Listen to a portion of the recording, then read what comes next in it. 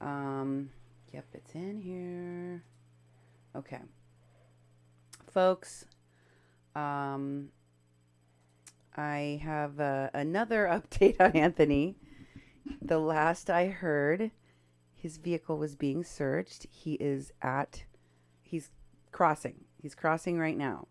But if you've ever been to a border crossing, you know how long that can take. So he will hopefully join the show in progress. Although he does have a medical condition. He has a dog bite that appears to be infected. And if he goes directly to the hospital, if he's not feeling well and he needs to do that, I have no problem with that. We will have him on and we will have Blue on again. And I am more than fine with that. But he was very insistent that he wants to join us tonight. I suggested he do it on his way to the hospital. Maybe that's what he's going to do. Maybe y'all can help me persuade him to just get his butt to the hospital. Yeah. When we get him on here. And this is on top of what he was doing today, at the border, capturing on film, documenting people coming in illegally and the traffickers, kind of watching the whole thing from the other side. And he videotaped this. I don't know if you all saw this, but it was quite shocking. And there was a part of the video where Paloma, who's sitting next to him,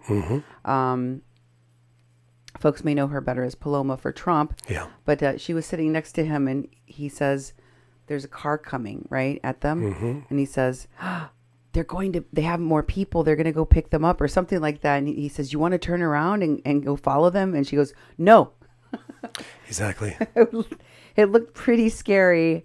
And I was like, oh my God, this guy at the border is like, it's risky business. What he's doing out there and what's going on at that border is risky business, but not just there.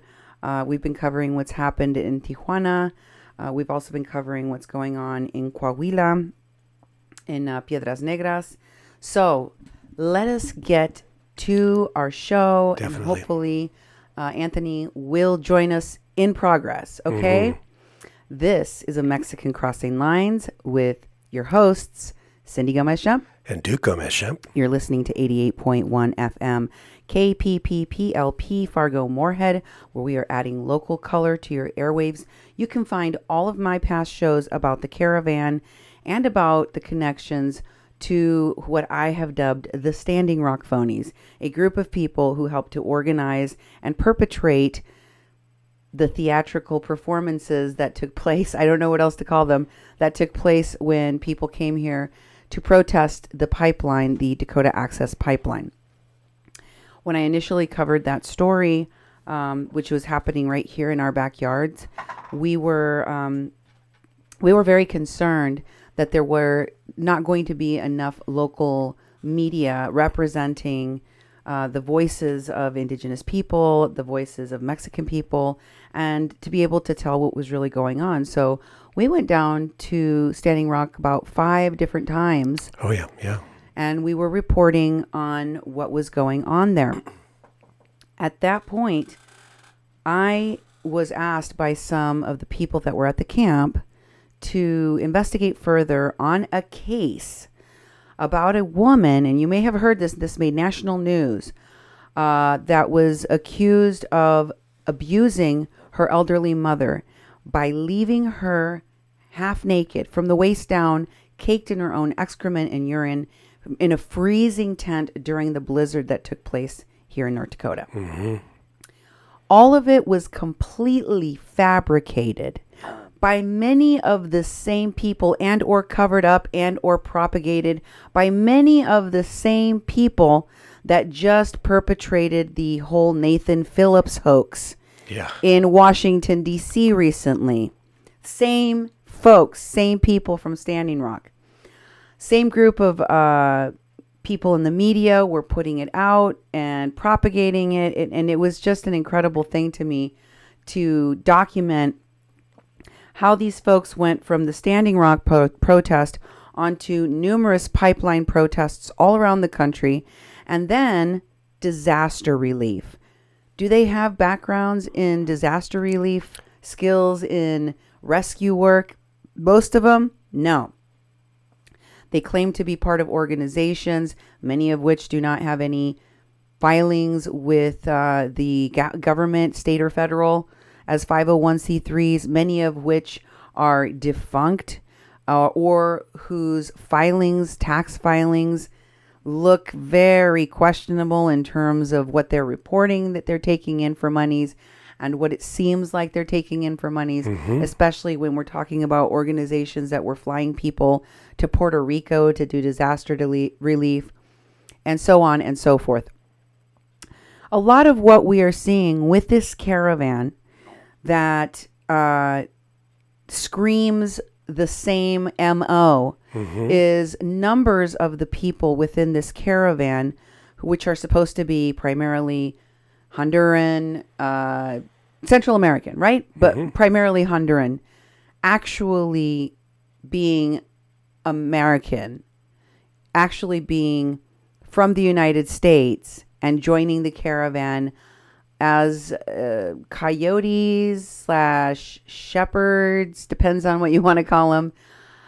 We were talking about this a little bit last night on my interview with Oscar Ramirez, Oscar El Blue Ramirez from Abusados, from the Border Network News, as well as Anthony from Border Network News. So those folks are misrepresenting that they're part of a caravan, that they're refugees seeking asylum, when they're not really, many of them.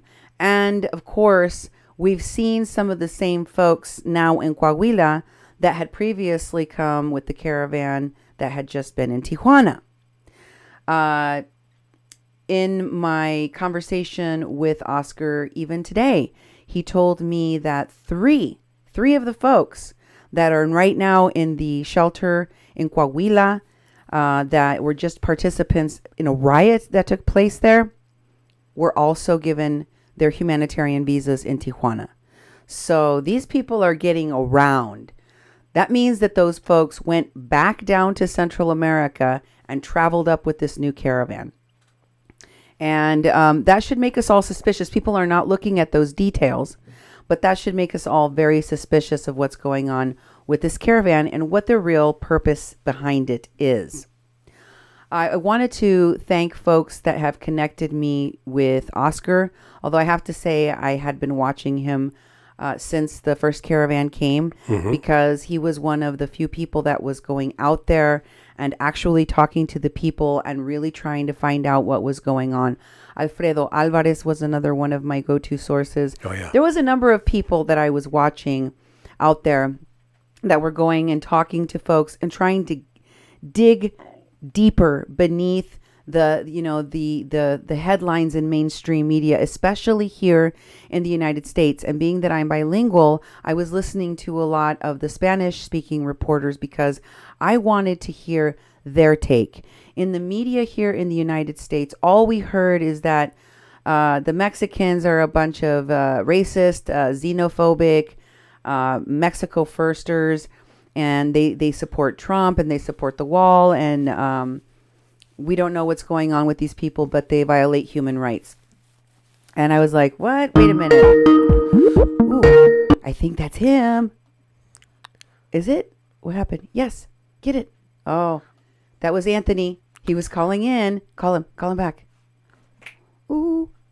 Here we go. Anthony.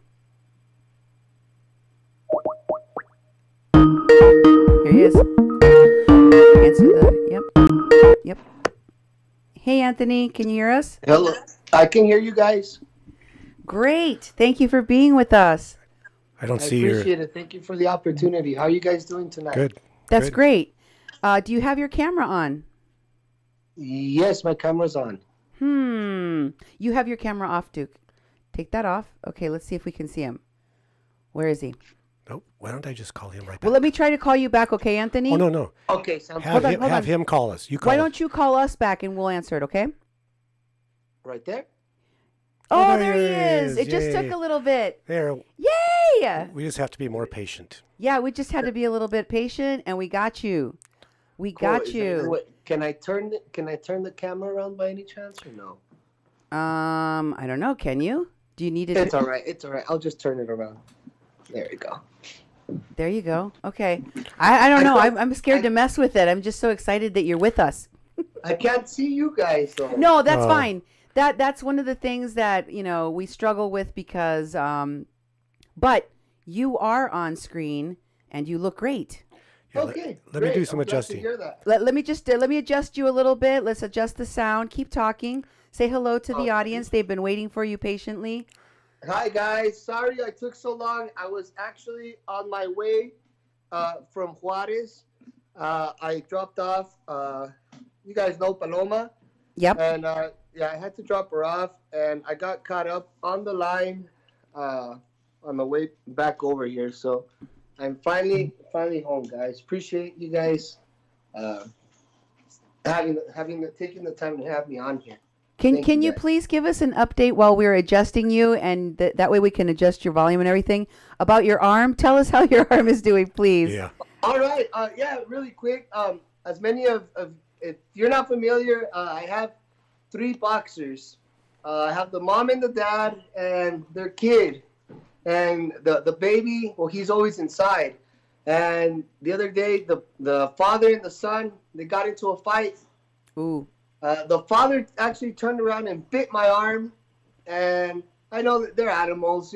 He's still in the backyard. Actually, no hard feelings. I know he was in survival mode, so he's out in the back. But in the meantime, I'm actually dealing with a pretty badly infected dog wound. So Oh, no. Oh, boy. here, as soon as we're done, I've been telling everybody I'm gonna go to the hospital. But I really am gonna go to the hospital because there is something. Do you promise me? Do you give me your vow here on my show? The only reason I came to my house was just to get this interview, because I gave you my word that I would do it tonight, and I really appreciate you guys Much respect. waiting, and I mean, I really just wanted to keep my word to you guys. Much respect, and I really, really appreciate it, especially after everything that you have been through today. I just wanted to finish up really quick by having Duke tell folks where they can get a hold of us and how they can follow us, and then I'm going to introduce you and tell people where people can follow you, so my audience can connect to your content. Okay, Go great. ahead, Duke. Well, pleasure to meet you, Oscar. It's great seeing you on the screen. I'm just going to tell the audience a little bit about what we're doing. This is Duke Gomez-Schempp with the Mexican Crossing Lines, and you can get a hold of us on our message line at 701-566-0917. Again, that's 701-566-0917. And also you can follow us on Facebook at 88.1 Fargo Moorhead, the People's Press Project, and Mexi-Can. You can also follow Cindy at her public page on Facebook by searching at Cindy Go Schempp. We also have YouTube. Duke1517. That's basically my channel, and go there and subscribe, because we take these videos. We take all these videos and from Facebook, and we put them on YouTube so people can see them in high definition, and also that they're off of Facebook, so more of an audience can actually view them. And we also keep them on Facebook. And also we have kpppfm.com, which is our main website. And I put the videos on the website along with the audio, and we play the audio on the air. We edit it for the air and put in some announcements in the middle. So these programs do go on the air in our local area. And when you go to kpppfm.com, you can have a look around at other stuff we're doing. And please make sure you go to the donate tab, kpppfm.com, because we're a nonprofit, non-commercial, community-run radio station. And we survive on donations from listeners and viewers like you. And that's about it. Yes. Now, I wanted to tell people where they can find Anthony. Is it Aguero? Is that how you pronounce Yes, it? ma'am. Okay. Yes. Anthony Aguero. He is from Border Network News. So we will share the Border Network News link. You can also find him at Anthony Conservative if you just type in Anthony Conservative, and I will share that link with you as well. Conservative Anthony. Conservative Anthony. Okay, backwards then. Yes, You yes. know what? I typed in Anthony Conservative, and it was the first thing that popped up on Facebook. Oh, that's cool. Yeah, so you could probably find it either way if you just look for Anthony Conservative. He's the one pointing at the border wall, right? That's right. That's right. And he works with Oscar El Blue, who we interviewed yesterday. You can go to kpppfm.com or our YouTube channel to check out that interview. Wow, was that an eye-opener for us? So, Anthony, you and I have never had a chance to talk on the phone. I have so many questions to ask you. I know my audience is going to want to ask questions. My moderator is going to be taking down your questions. And at the end of the show, we'll take a short amount of time to ask Anthony some of your questions, okay? First, really quick, I want you to tell people what you were doing at the border today with Paloma and what happened. I was going to share a piece of the video of what happened before you got on with us, but I'll just let you tell everyone. Okay. So earlier today, we actually went out to Juarez for a little bit, and that particular area that took us forever to find because it's the way the roads are set up. It's very different out there. It's one of the most dangerous parts in Juarez. It's called Anapra. Anapra is one of the most super low poverty level. There's extreme amount of poverty down there. And as we made our way to a particular area that I've been hammering on in this particular region of the country, we approached the area, and what we witnessed was what appeared to be coyotes or guides that had just dropped off individuals, and they were just waiting to observe these individuals get apprehended on the other side of the border. Now, this particular area of the border runs parallel to the Rio Grande, right directly across the United States. And the thing about it is that on the little levee next to the river, there's no fence, there's no barrier whatsoever. And so anybody could just walk from Juarez directly straight shot into the United States. No questions asked, uninterrupted, just waltz on in. And if how many border patrol are in the area on average?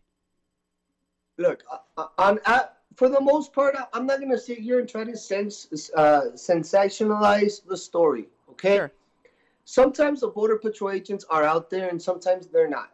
I know that there's sensors out there. We all know that. Mm-hmm. However, it is not, we're still not protected. I mean, an alarm system only goes so far.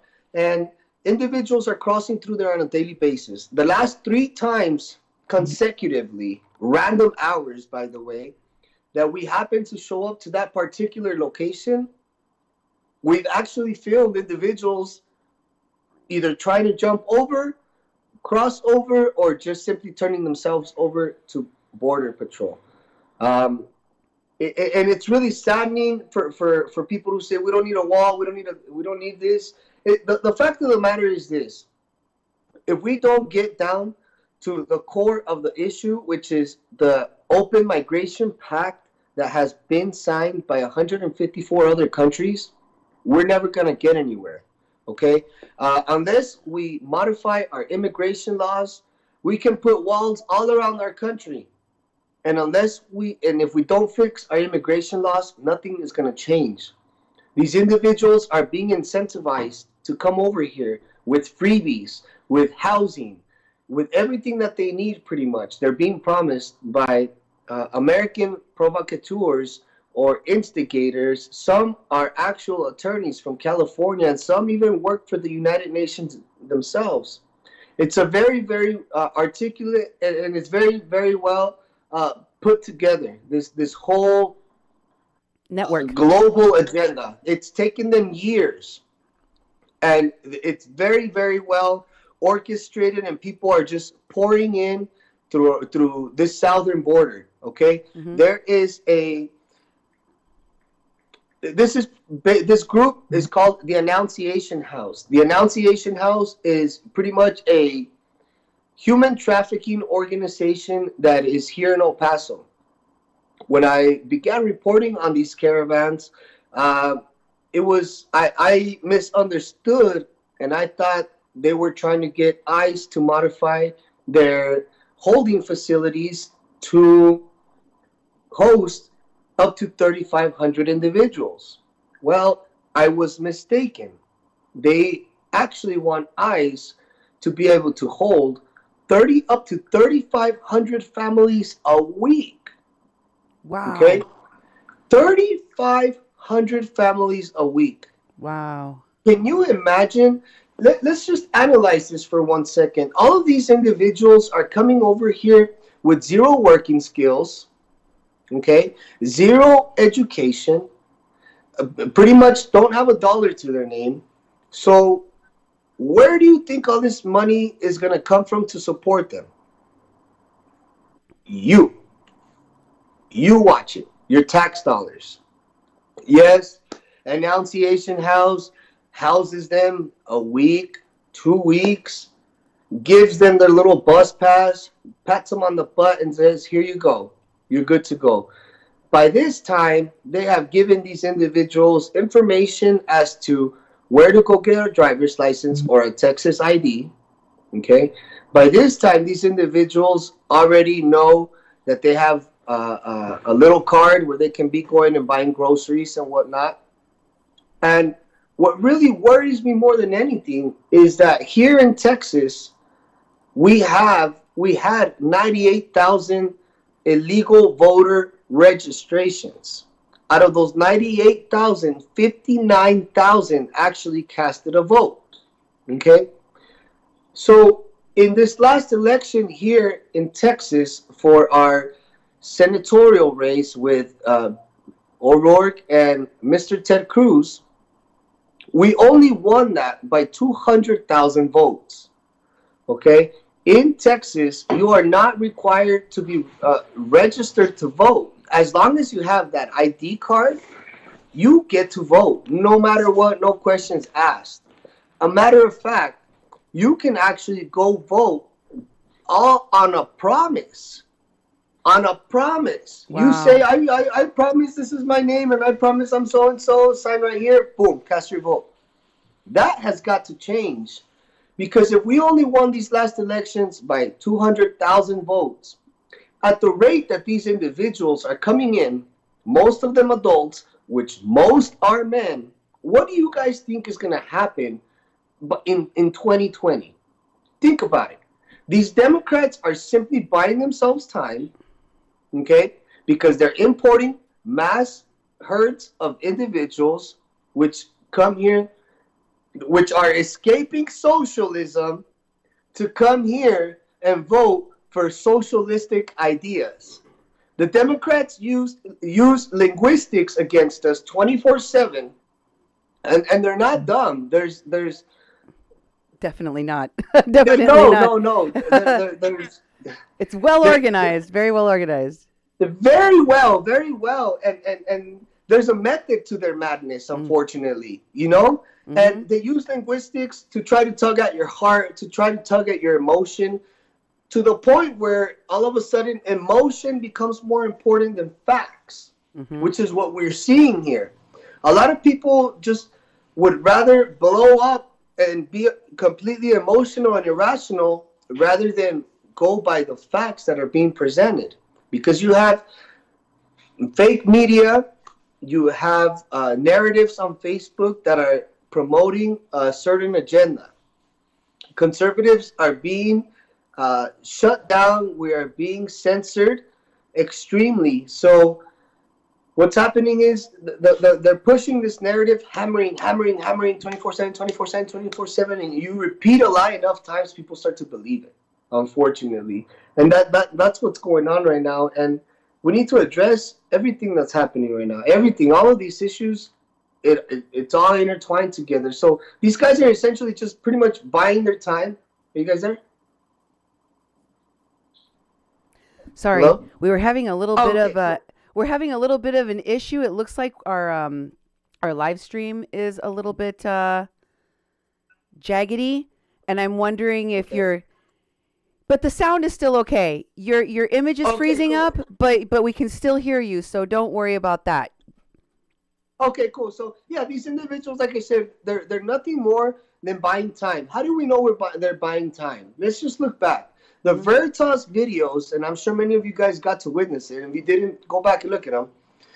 You hear Beto O'Rourke's campaign team going out of their way to pick up individuals that were being dropped off at the Annunciation House, same place, Mm-hmm. same place that benefited the GoFundMe for the crying Trump baby that they were unsuccessful at getting here. It's the same place that they donated all that money to.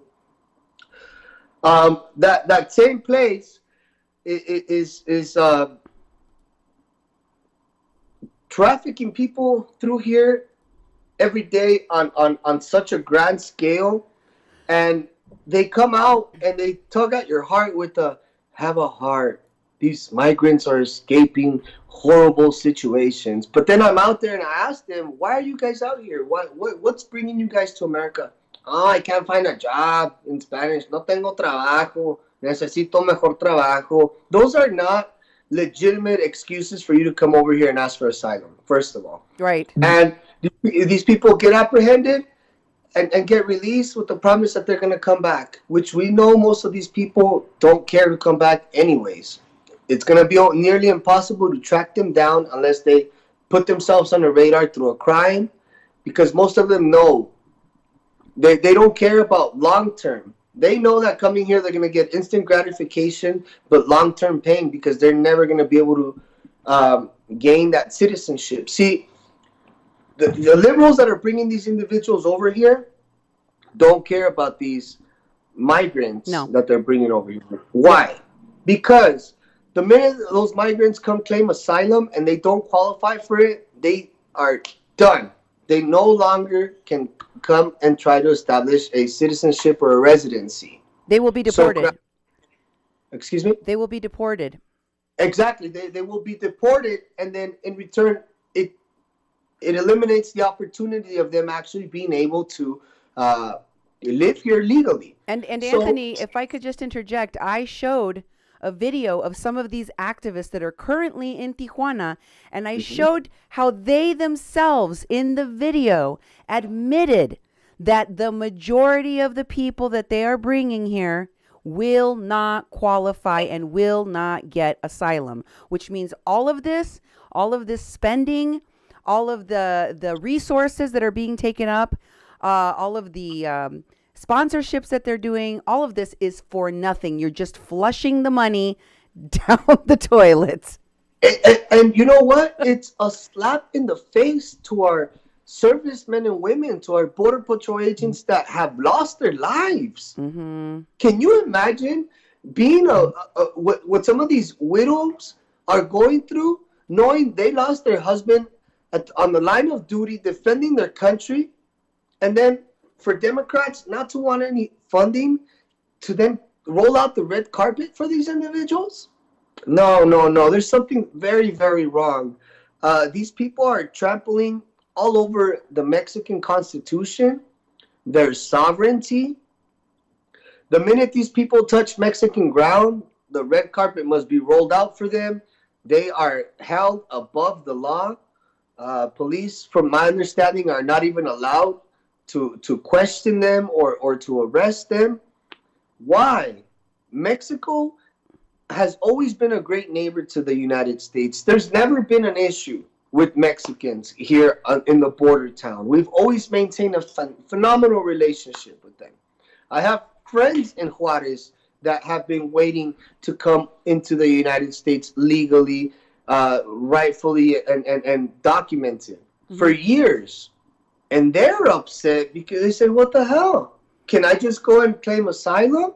You know, one of the things that really upsets me, Anthony, is that folks like you are the people that are most affected by this issue of the border wall, by the issue of these caravans and illegals coming in.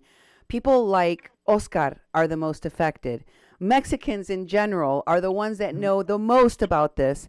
And we have people like Mark Lane from the Minority Humanitarian Foundation that supports Chaldean and Iraqi refugees a few years back at the forefront of supporting this Annunciation House that you're talking about, of bringing these Hollywood stars in to fund this. And we have everyone except Mexicans most affected by this issue talking about this issue. That's why I wanted to talk to you and Oscar, because I think that you guys have really the front lines of what is really going on. Tell people where you're located and where the issues of finishing the wall need to happen. Okay, I'm actually out of El Paso, Texas. I've been here, lived here all my life.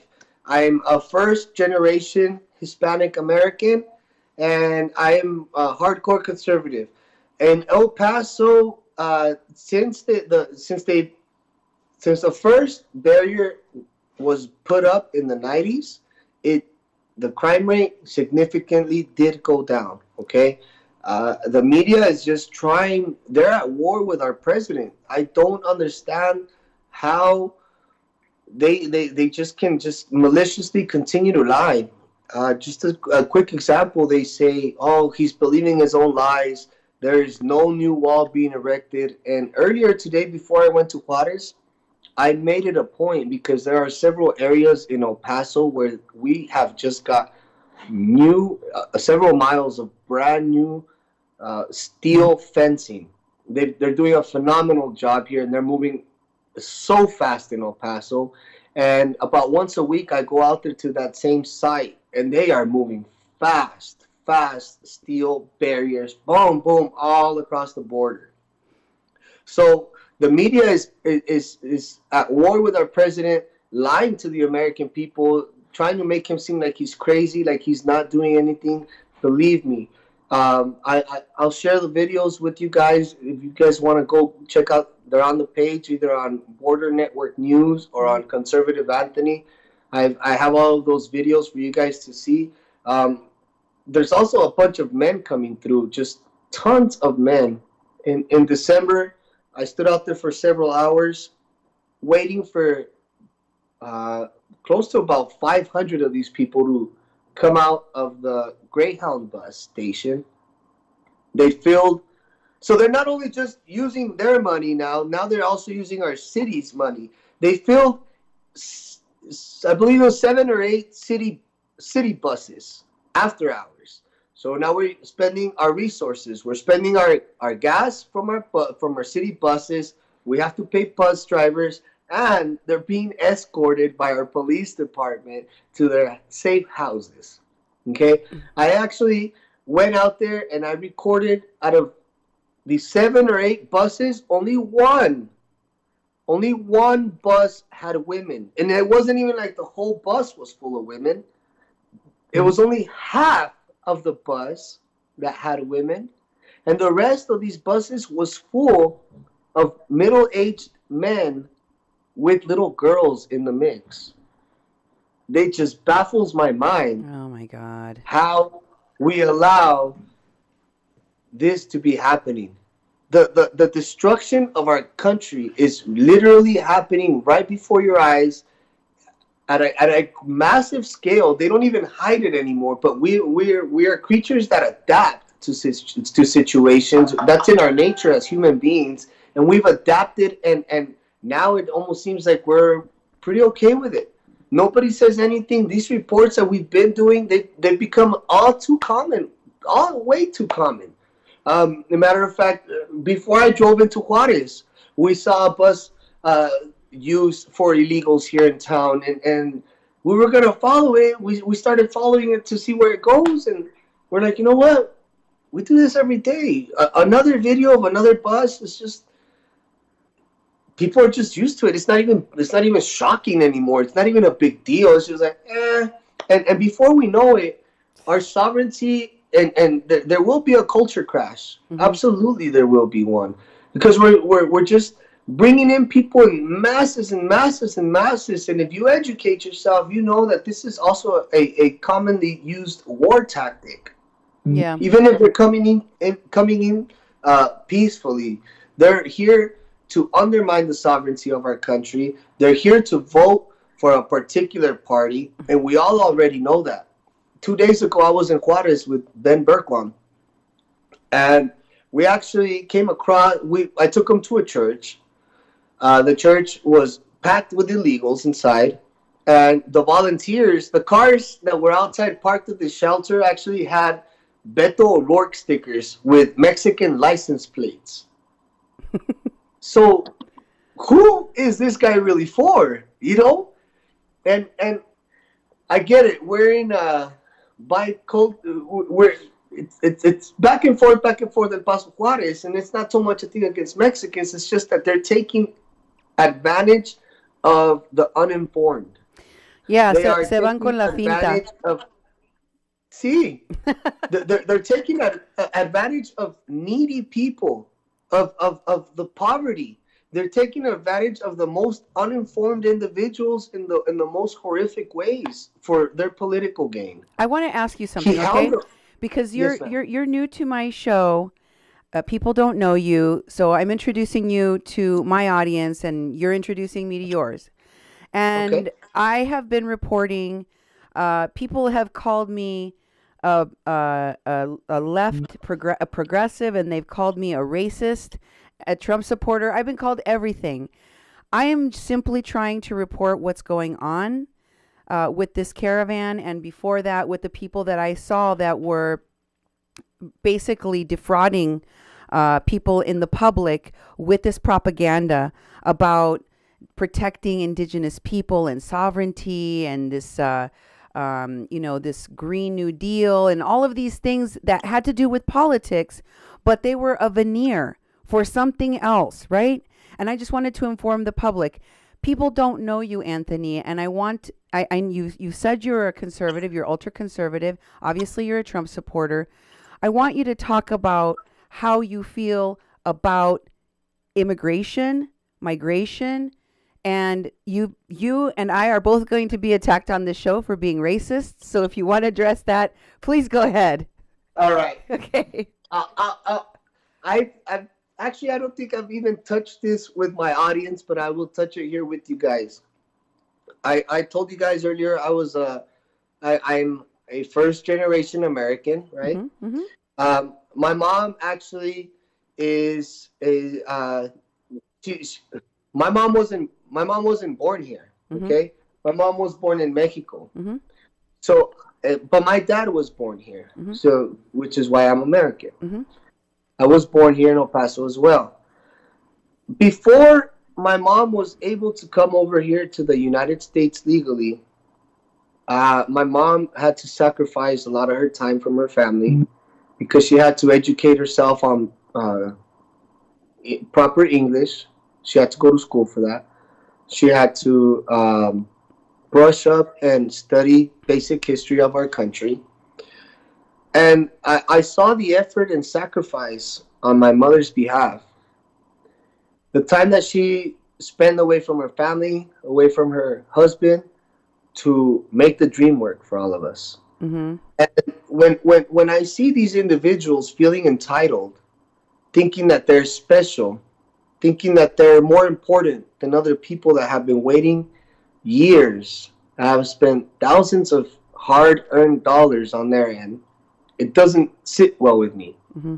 And I share this, and I know I'm not the only one with this kind of sentiment. I know many people here in the border town that feel the same way that I do. So I don't think it's right at all.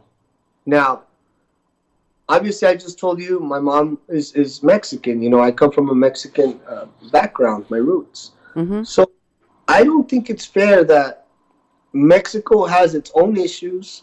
It's got its own poverty. And I don't think it's fair that these people have done nothing for their country to be being herded into their country and being put on their tax dollars. Mm-hmm. And that's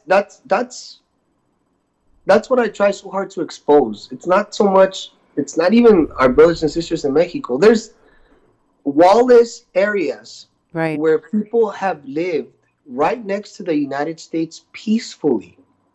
Peacefully. Never had there been an issue. Never had they attacked the border patrol agent. And it's like this when you grow up and you have your little best friend and you're like 6, 7 years old, you know, you go back and forth between houses, his house, your house, his house, your house, back and forth. But the minute that your neighbor starts hanging out with people that are not the best people for you or don't have the same intentions or same ideas as you do, I mean, you might start locking your door from time to time because you're not going to trust who your friend is hanging out with all the time. That's kind of what it's like right now. But unfortunately, a lot of our friends in Mexico don't know about this migration pact. I love engaging the Mexicans here in town, and I do it a lot of the times when I'm wearing my MAGA hat. Mm-hmm. They look at me weird. They're like, what is he talking about? But then I come out swinging and I'm talking in Spanish and talking better Spanish than they are. And they listen. And people are hungry for truth. And when you start presenting them with truth and you're a little patient and you just slow your roll and talk properly to these people like a normal human being, they start to listen and they get it.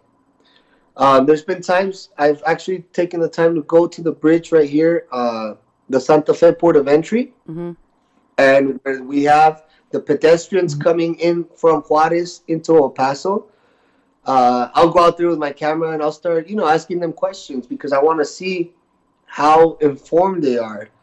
And unfortunately, about 97, 98% of these individuals that I talk to on a daily basis have no idea, are completely clueless about the migration pact. I feel very much like a lot of what people respond to is the propaganda that's out there about the border wall or kids in cages. And, if you're a Mexican or any person of color in this country and you start questioning this caravan, start questioning how it's not organic, how there are people that are in charge of it that are terrorists like Ulloa, that are lying to the caravan, that are trafficking drugs and children. If you start talking about it, you're immediately labeled a racist. And I refuse to be bullied into silence because I'm concerned not only about the people in that caravan,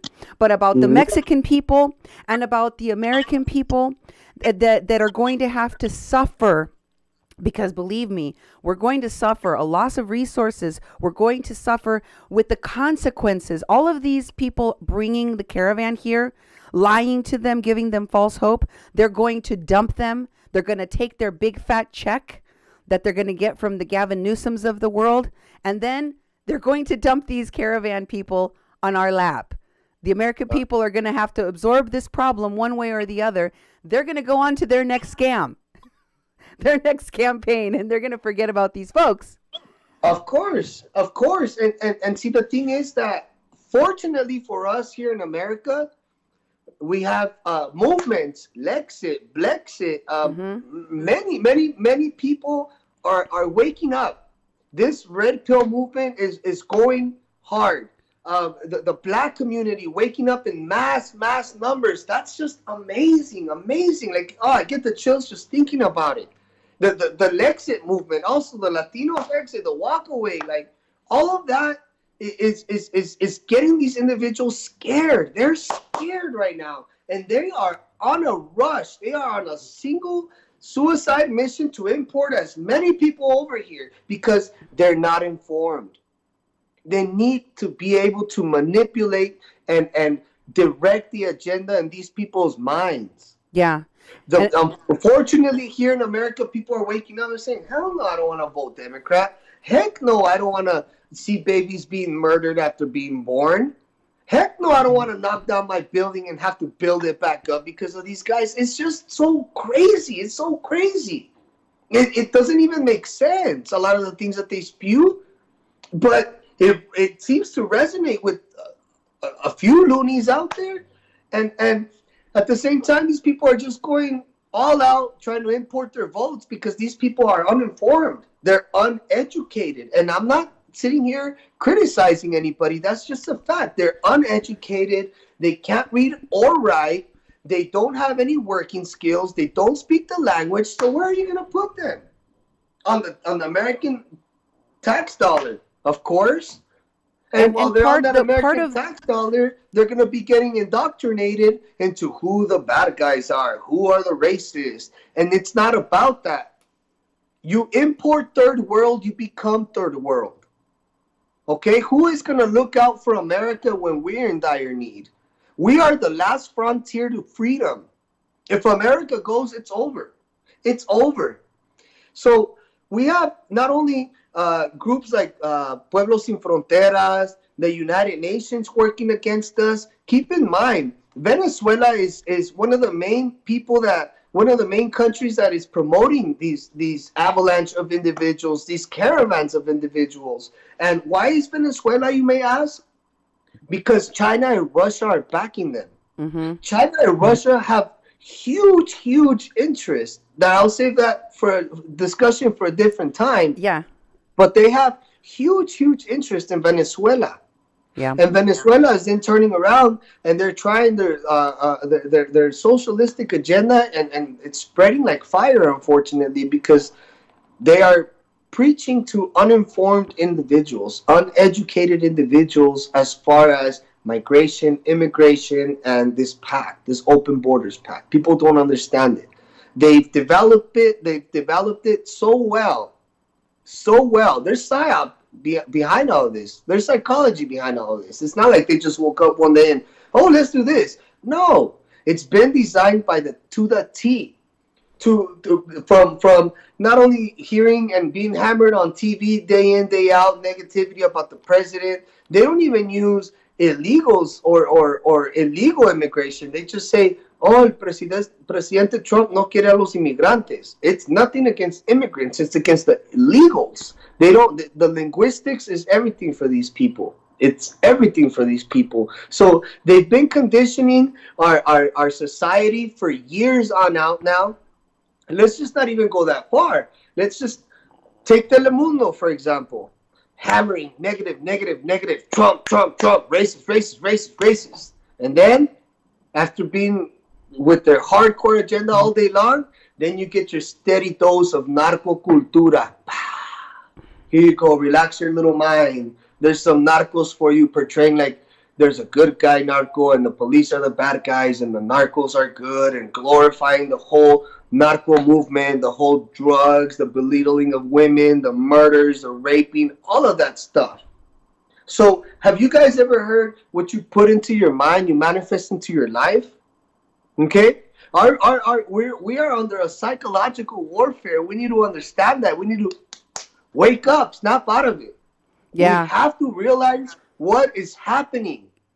It's social engineering to the core. I've been talking about how many of the there's a huge Hollywood influence behind this, of course. And I've been tracking that. But I also wanted to talk about these extremist groups that are not shy about using violence if necessary, like BAM, by any means necessary, and Antifa. I know that there is a group of these people that are starting a camp in Mission, Texas. They plan on expanding to other camps. They say they're going to build camps all along the border to protect, to guide the people coming illegally into the United States, and to protect them from American militia, from American soldiers, from Border Patrol. And that's what they're doing in Mexico. And they're even calling on veterans, just like they did here at Standing Rock, calling on veterans to come and stand with them. Have you encountered these folks, and what do you have to say about them? I have yet to encounter, or I had yet to hear about these camps, but let me tell you one thing. They're not going to do that here in El Paso. That I can promise you.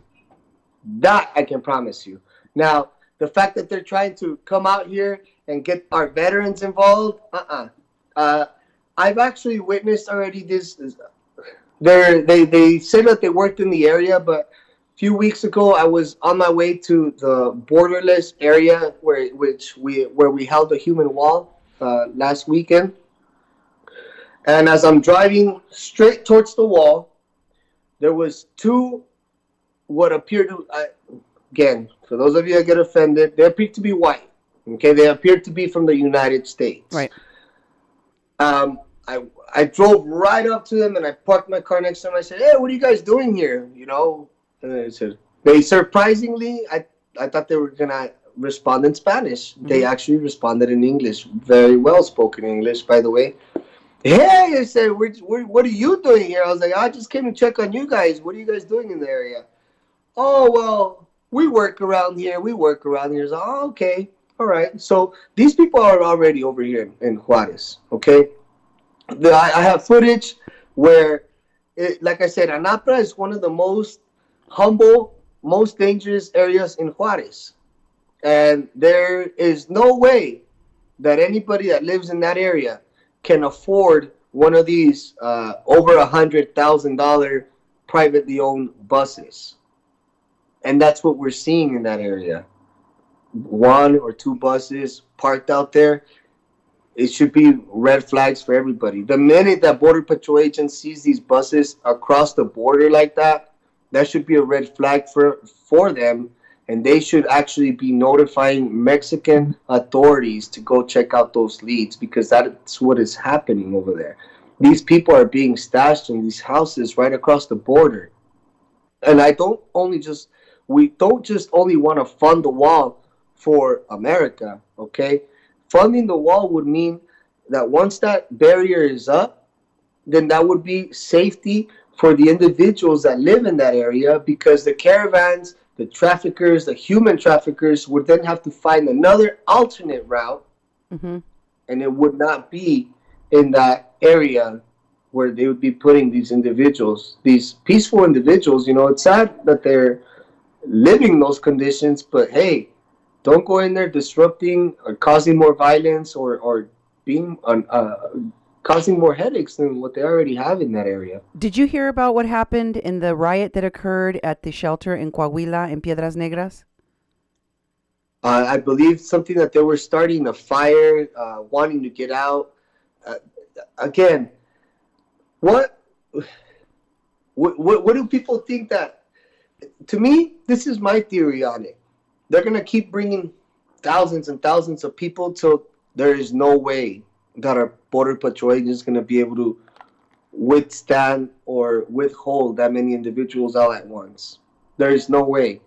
And there is a darker and more sinister plan to all of this, because why would they want to be doing it in secret? Two, a lot of times they do it at night. The trafficking that goes on here locally, for the most part, is done at night. And three, why do they deliberately lie day in, day out, trying to tug at people's hearts, telling you, oh, these people are invading horrible conditions, have a heart, but it's all men. I have a heart, but I'm also a man, and I can defend myself and take care of myself. But I'd understand if we're bringing women. I'd understand if you bring a woman with a little baby that maybe is fleeing the rapist husband or a wife beater back home, then maybe, yeah, you know, let's extend our arm, you know, reach out, come on, we'll help you out. We'll help you learn English. We'll help your baby. We'll, you know, people that genuinely need the help. Why are we importing these men that feel so entitled, that are jeopardizing other people's lives? They don't even care about the safety and the well-being at these shelters. What do you think is going to happen when you release them like wild, rabid animals into our society? It's going to be a giant culture crash. They're not used to it. And immigration is something our country was built upon. I get it. But we have to have checks and balances for things to work. Nothing is good in excess. Mexico We all know that. Mexico is changing up their laws. The president, who is very pro-migration and pro-human rights, has said, you got to come in legally. If you don't come in legally, we're going to make this process quick as possible. They got it from 3 months down to 1 week. That's all you got to do is wait at the border, document yourself, make sure they check your background, take your fingerprints, make an ID for you, give you a humanitarian visa to work. You can travel freely throughout the country, but you got to do it correctly, legally. If you don't, you will be deported. You will be deported, no questions asked. So why, I don't understand why people get so upset about that. And the other thing that I have a hard time with is the folks that are in Coahuila that started this riot because they don't want to be there. They said, we did not, first of all, we didn't come here to be in Mexico. We came here because we're going to the U.S. And second of all, we didn't come here to be put in a jail. We don't want to be put in a jail. And they're literally begging to be able to go out of the shelter so they can cross the river, hand themselves over to Border Patrol, and go into a detention facility where they will be locked up. They will be locked up. So I'm just confused. And they could stay in there for even longer than months, you know? They will, in which you're right. They will be locked up. But then again, we go back to the same thing. Based on the availability or what's within the capabilities of after what happens with ICE, like Annunciation House, is going to determine how long these people are actually in a processing center. They're not just going to release them here, go out into the street. Okay, they're supposedly having sponsors, so it all does come down a lot on to Annunciation House's responsibility, based on how many more people they can be receiving. If you go here in town, a bunch of Roach motels and Motel 6, they're full, packed. And why? Well, because they're actually housing illegals on there. During Christmas, they spent up to even $1,500 for one-way airplane tickets. Wow. They have that kind of money. Wow. They actually tell you, if you guys want to donate clothing, it has to be brand new. Okay? They're not playing. They got that chip on their shoulder. Wow. And we are encouraging that behavior. We're justifying it.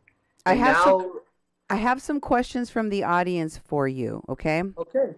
I'm going to read some of these questions. First of all, someone wants to, Roma asks, did you find out what the explosion was? I'm not sure what that's about. Okay.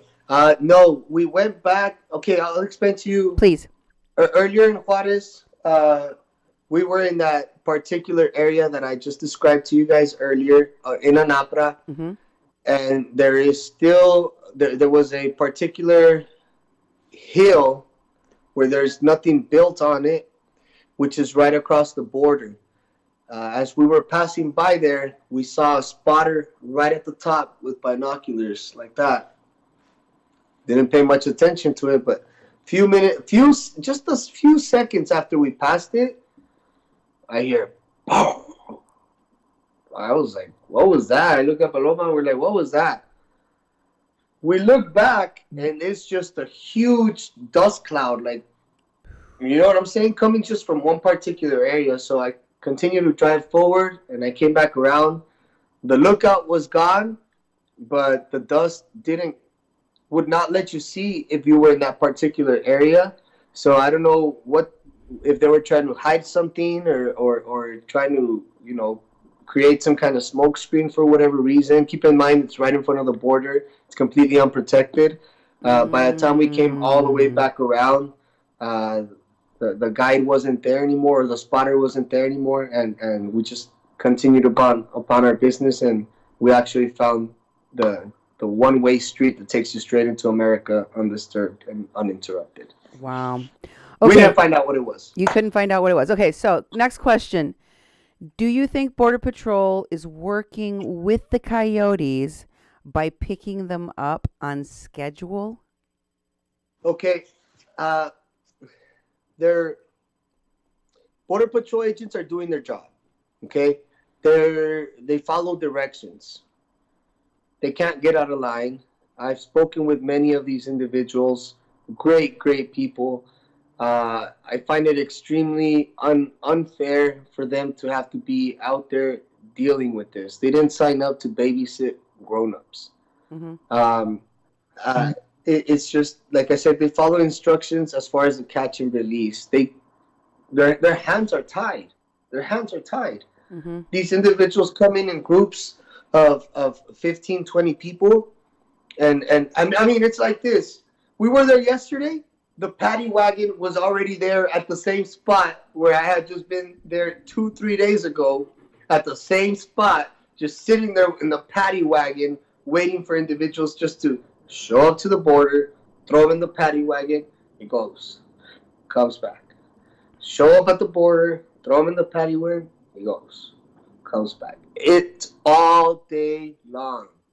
All day long. And the coyotes, the smugglers, sit there grinning at the agents because they are literally on the other side of that little line while they turn in the people that they have just trafficked to that area. These are bought off corridors. These are routes, okay? And we all know what we're up against. It's not a joke. It's very serious. But we do this because we love our country. The sovereignty of our country is at stake here. And it seems like we scream at the top of our lungs and nobody is listening. It's really saddening. I think that our country is very divided. I think Mexico is doing a better job than us.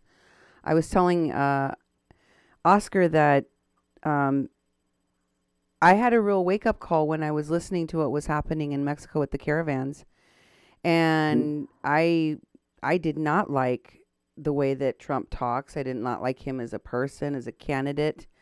And I was very triggered by him, you know, like a lot of people, especially Mexicans. Mm-hmm. But when I saw what was happening to Mexico and the way that these American activists felt entitled to go into Mexico and tell Mexicans what to do, and then they were accusing them of being racist and of not helping the migrant caravan, while they were taking credit for doing everything for the migrant caravan, as they were exploiting them, as they were lying to the public about what was happening.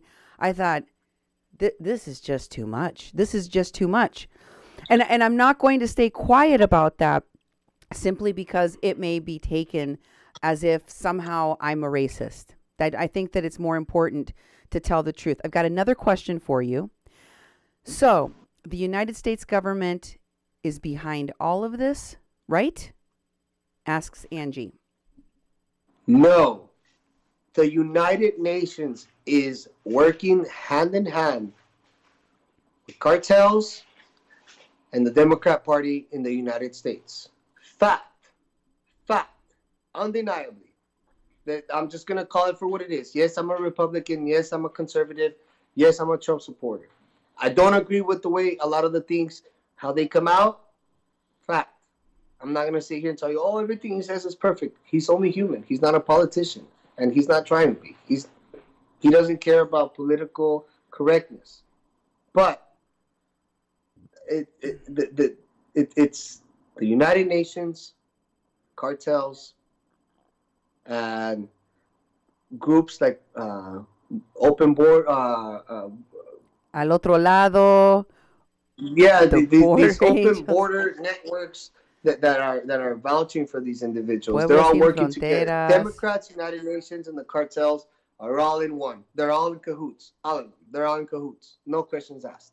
There's people carrying drugs all the way from Guatemala, bringing it across into Chiapas, into Mexico, bringing them all the way into the 3 points where it divides. Either you go to Tijuana, you go to Texas, or you go to South Texas.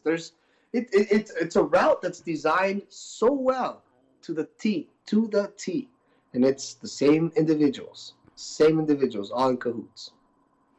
So, And it's not the United States. It is the Democrats that are in power, that are helping sensationalize their agenda and trying to make it seem like, oh, we have a heart, we're helping people. Where's their heart when we have thousands of homeless veterans? Where's their heart when we have thousands of needy children, hungry, starving children, poverty level here in the United States? Why not start at home? Why would you want to,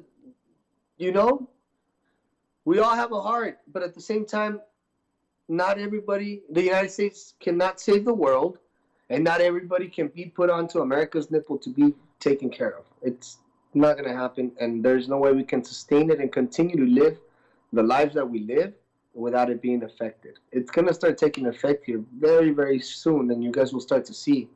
A lot of these people that come in sick, they have a little paper cut on their little thumb, or they have a little cough, boom, automatically hospital. And who do you think's fracking up all these bills? It's not Border Patrol. It's not the illegal that came into your country to take your stuff. It's not him. It's you. You're going to pay for it. And I have a woman that works in the hospital here at, it's called Thomason Hospital.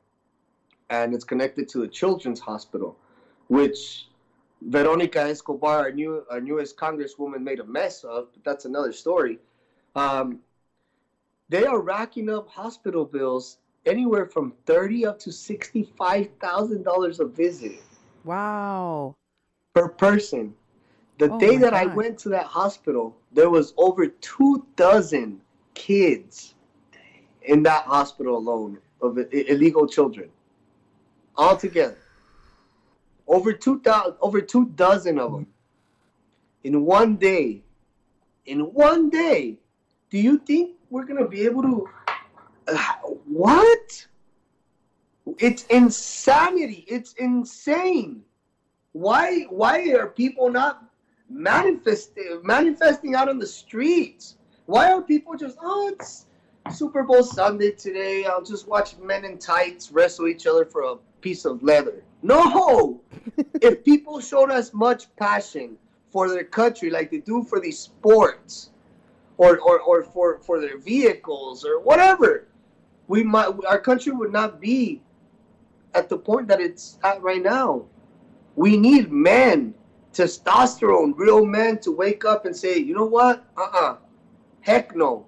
I'm not going to allow this. But everybody seems like, oh no. You got these beta males that are Democrats. I'm sorry, that's what it is. They're beta males. No testosterone. It seems like nothing but soy boys, estrogen guys. Oh, have a heart. Oh. Where are the real men of our country to stand up and say, enough? We're here. You are crazy, and you're not going to do this, and you're not going to continue to shove this down our throat. Where?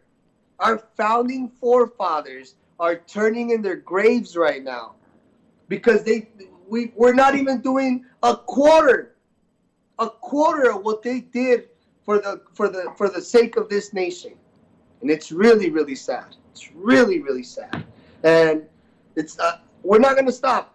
We're going to continue to move forward, and we're going to continue to reach out to people and create more leaders and bring more people aboard and have more people listen to the message and get people involved into what's really happening. That's what we're trying to accomplish here.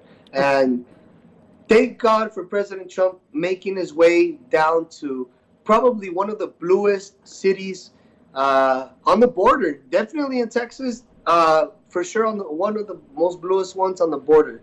It has now started what I like to call the Trump effect. Local leaders have come out swinging. They've come out very open against Beto O'Rourke, against the immorality of what he's doing, and against the irresponsibility of him organizing a march while our sitting president is speaking to a crowd, having this crowd march over to a facility full of the opposite people.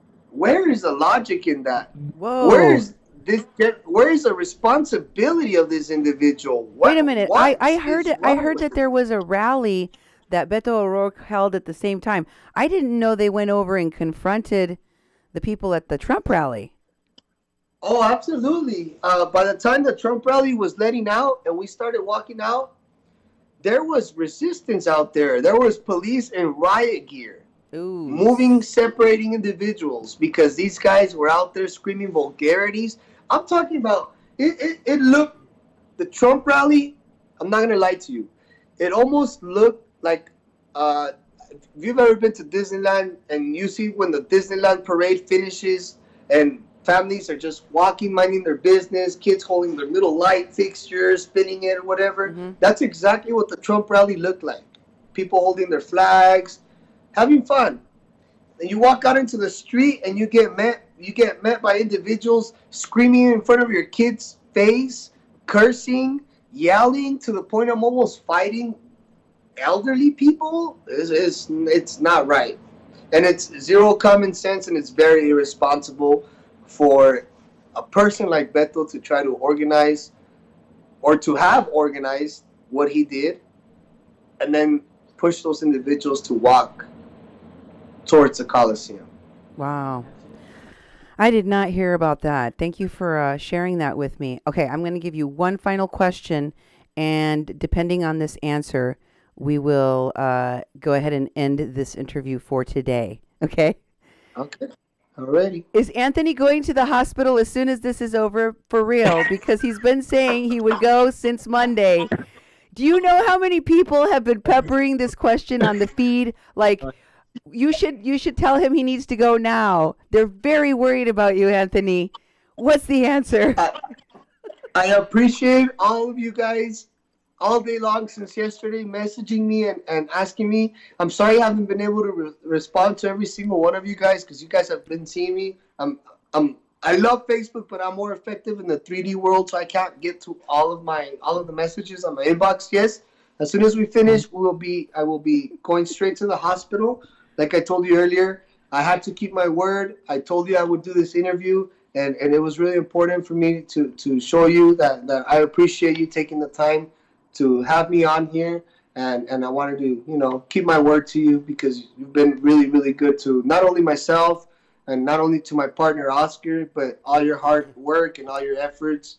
You thank you so much for having me on here, and I'll show you guys a little piece of the bite mark really quick. Oh my God! Oh my God!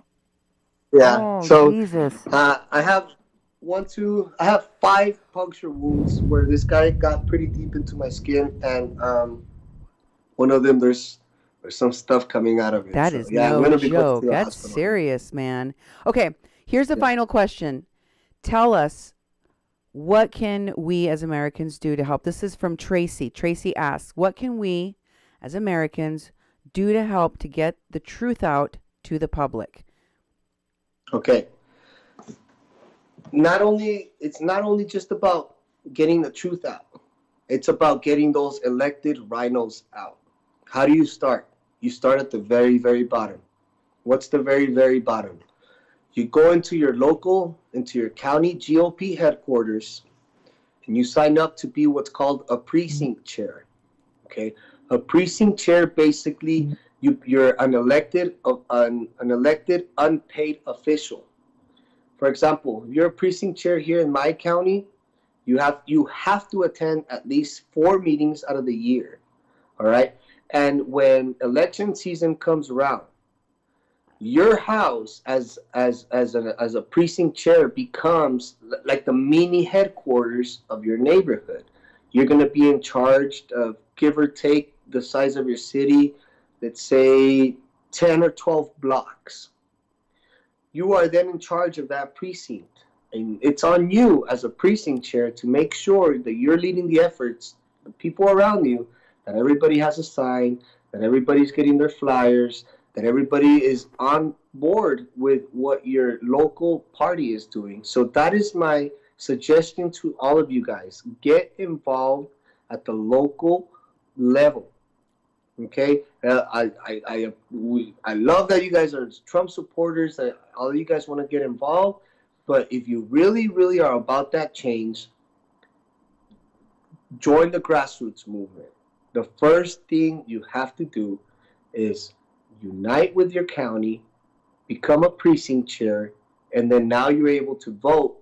Either you like your chairman that represents you in your county because he's helped candidates in your county win races, or if you have a chairman that's obsolete and has 0 wins under his belt for your county, 0 Republicans won, and you need to get him out. Because what's the point of him being a chairman if he's not being successful? So you guys have to start at the local level, become a precinct chair, and organize. Go to the precinct chair with 2, 3 of your friends. If you guys don't all live in the same area, wouldn't it be cool if all 3 of you guys precinct chairs for the same party? You have to get involved locally. It starts locally, guys. It starts at home. Like they say, el buen juez por su casa empieza, right? Ah, claro que sí, exactamente, claro que sí. Hey, it was great having you on. I am going to make you skedaddle onto the ER inmediatamente, but please go check out Anthony on his page. This is Anthony Aguero. You can find him. I've got your Insta. I've got your Twitter. I've got your 2 Facebook pages. And, of course, follow Border Network News. You're going to be on again, right, Anthony? Absolutely. Absolutely. Go and get medical care, and we will have you back when you are better, okay? All right. I'll see you soon, and I'll shoot you a text you once I get there, all right? Okay. You have a good night.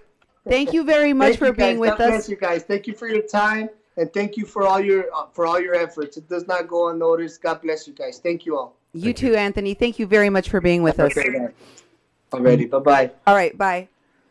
Hey, folks, that was a great interview. I'm going to give you a little bit more info on what happened at the border. First, I want to show you, this is from the Eagle Pass News Leader, EPN News. This is video of that riot that took place. I wanted to show you, first of all, for those of you who haven't watched my show, you've got to go back and check out some of my other shows about this. But I did show on my show previously that the Pueblos Sin Fronteras, one of the people that is a leader of these guys, Alfonso Guerrero Ulloa, the man that is accused in government documents that of being a terrorist. He and his group helped to blow up a Chinese restaurant where 6 military people from the United States were injured. He was against normal, treaties or agreements between countries that they do not accept terrorists. Mexico allowed him to have political asylum. So this man posted that there was a fire. He posted 2 short videos that I showed on my show, that there was a fire at the Piedras Negras shelter, and he was hoping that the firefighters would arrive soon to rescue them. What it was them starting a fire in order so that they could start a riot so they could break out. And this went on for quite some time. There was a very tense standoff with authorities from a variety of different agencies coming to basically surround the building, and everything was eventually calmed down. But I want to give you a little sneak peek at what was going on. This is the scene from outside.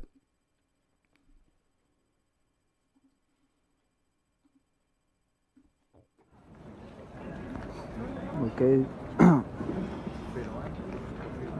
Estamos de regreso aquí del albergue. We are back from the shelter.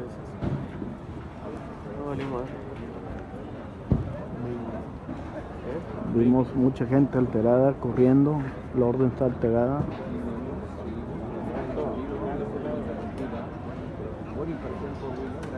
We have an active scene here at the shelter. We saw a lot of elements from the Mexican army, from the federal and state police rushing into the shelter. Something is going on right now. They were screaming fire, fire. Están gritando que había una lumbre, pero desconocemos qué es lo que pasa ahorita. Lo que sí es que sí se alteró el orden. They are disturbing the peace, he says.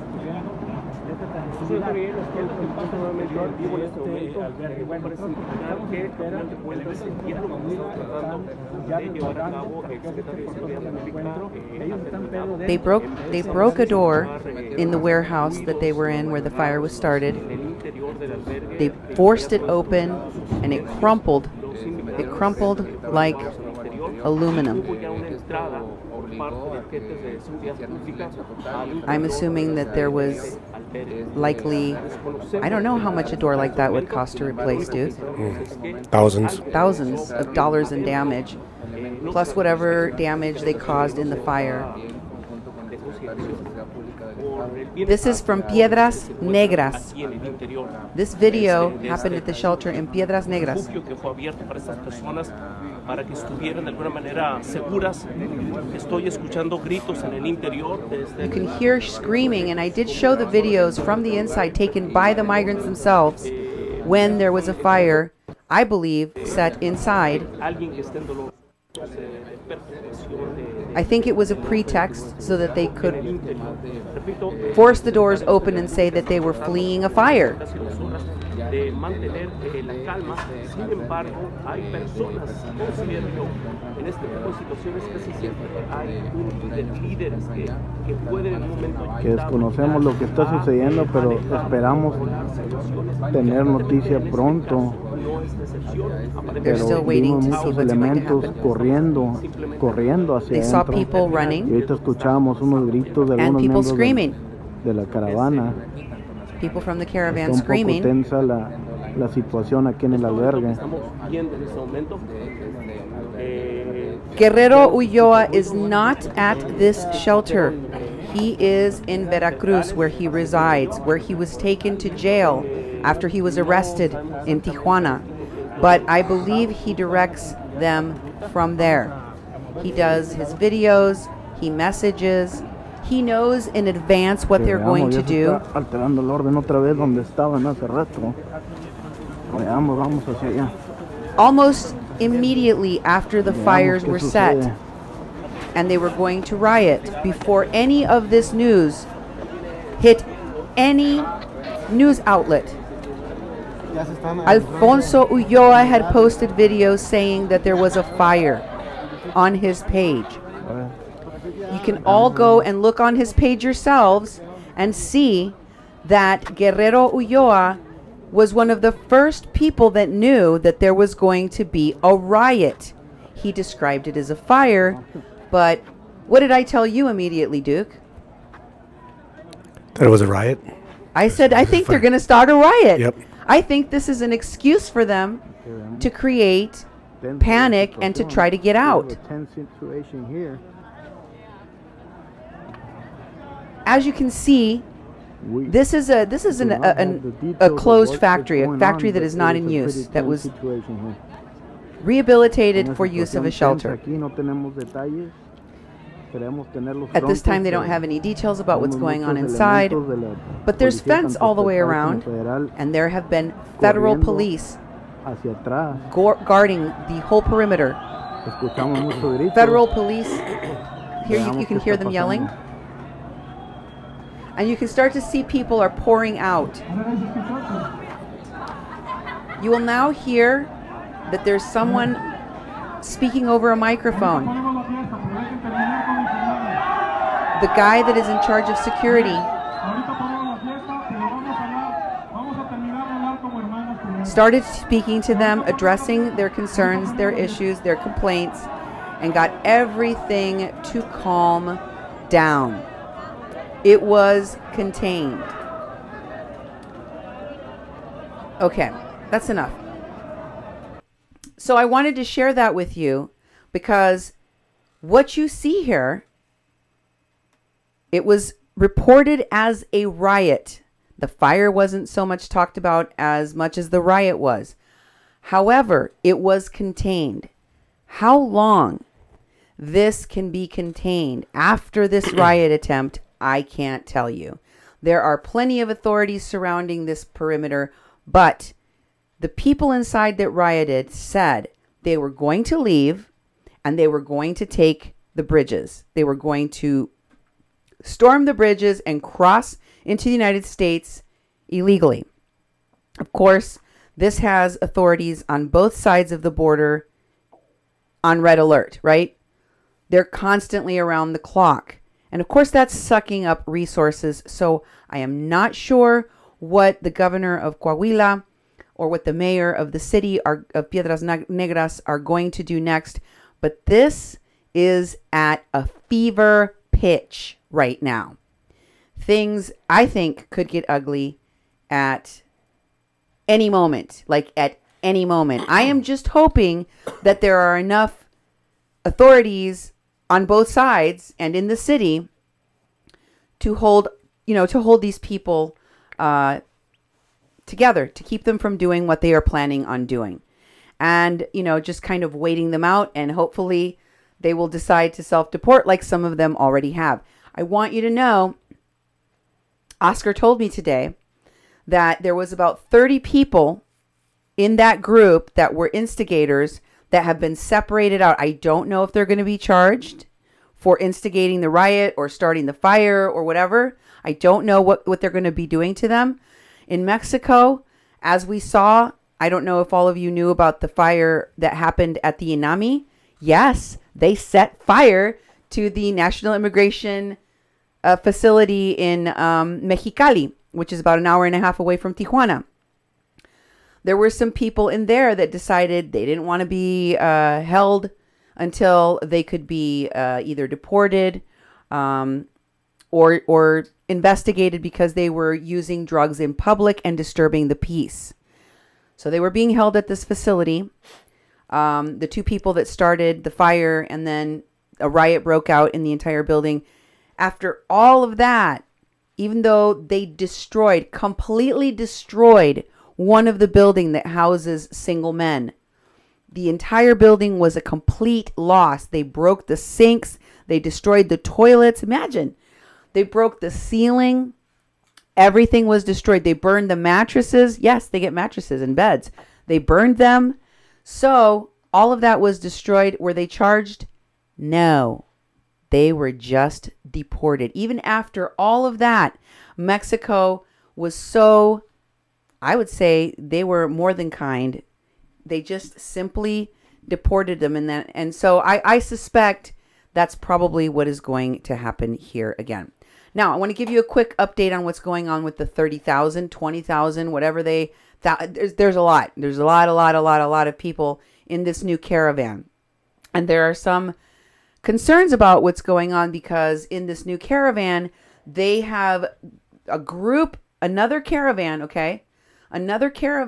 that is mostly made up of Haitians, of Cubans, of Africans, of Venezuelans, and some Costa Ricans and some of the other, smaller islands and stuff, is convening with another caravan that is already coming and asking or going to join them. I don't know what the outcome of this was. I'm assuming they have now joined this caravan and are coming with this caravan. I'm going to show you some film of this exchange between the caravan of the Haitians, Cubans, Africans, and etc. Venezuelans that are joining the other caravan. It looks like some kind of a tense standoff. One guy is waving a white flag and he's saying, "We just want to join the caravan. We just want to go with you. We're hungry. We need help," And I'll tell you a little bit more about this video when we're done.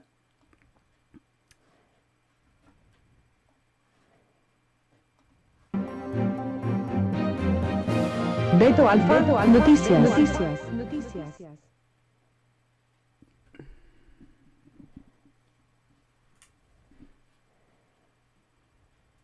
says caravan of migrants, 20,000 people formed by Venezuelans, Africans, and Haitians joined the caravan. Look at, it's like a sea of people that goes all the way down.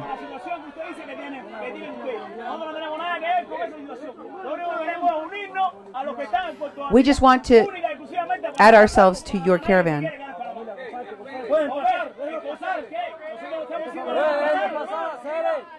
Let us pass.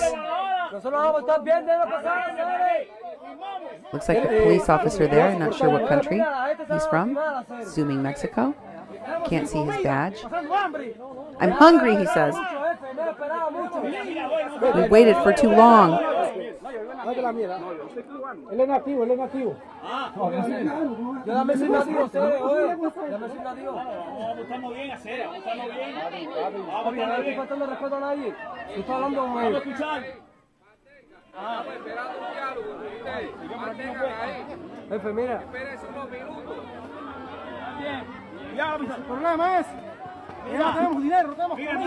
We don't want money, we want food, he said.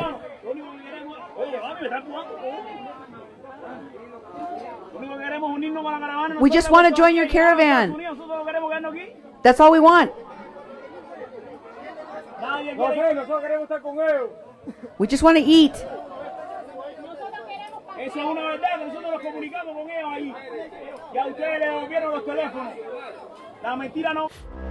Okay. So, what I know about this caravan that was coming up is that they were denied entry into Panama. Are all 30,000, 20,000, whatever the numbers are, because people are, they're saying that there are more than 20,000. Some people heard 30. Are all of them going to end up getting all the way up here?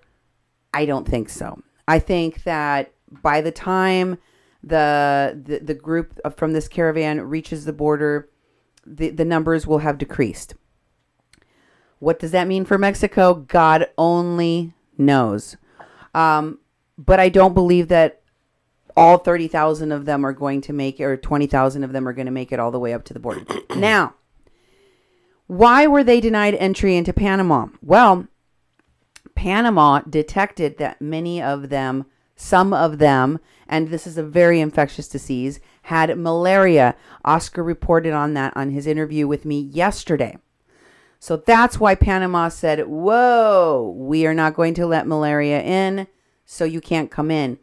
Now they're joining this caravan that is going to be coming through Mexico. This is a serious health concern, of course. So I wanted to make sure and express that, because people are just thinking about what's going on in terms of the numbers of people and where they're coming from, but they're not really thinking about these other issues.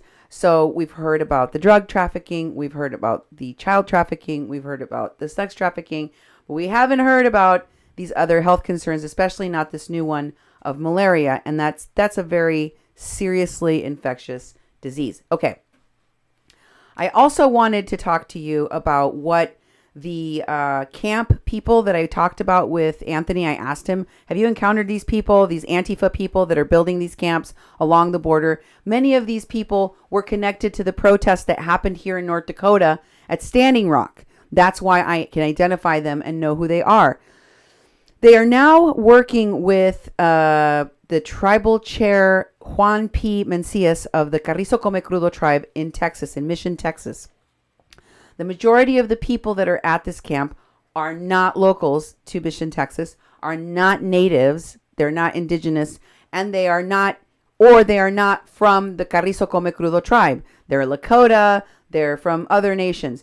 Now, why do I say that? Because what Mencias wants you to believe, and what he's been saying, is that the indigenous people who are on the front line of these economic disasters, of these, land thefts, of these continued genocides, of all of these things, are the ones that are standing up. And of course, other indigenous people are going to stand up with them. But really, this camp was started with literally a handful of people. It was like 4 or 5 people, wasn't it? And most of them were white Antifa people. Most of them were white Antifa people working with Evan K. Duke III. Him and that Brendan Tucker dude. Oh, yeah. And Doug Warren. And then Juan P. Mancias and Jesse Garcia, who's a Mexican-American Antifa dude. There was literally a couple of indigenous people, the tribal chair, Juan P. Mancias, and Krista Mancias, his daughter. These folks have started these impromptu protests ever since I shared with all of you that they did a nonviolent direct action training for veterans here in South Dakota. And some of those people started traveling toward Mission, Texas. Today, they had another march. Here is a little piece of that.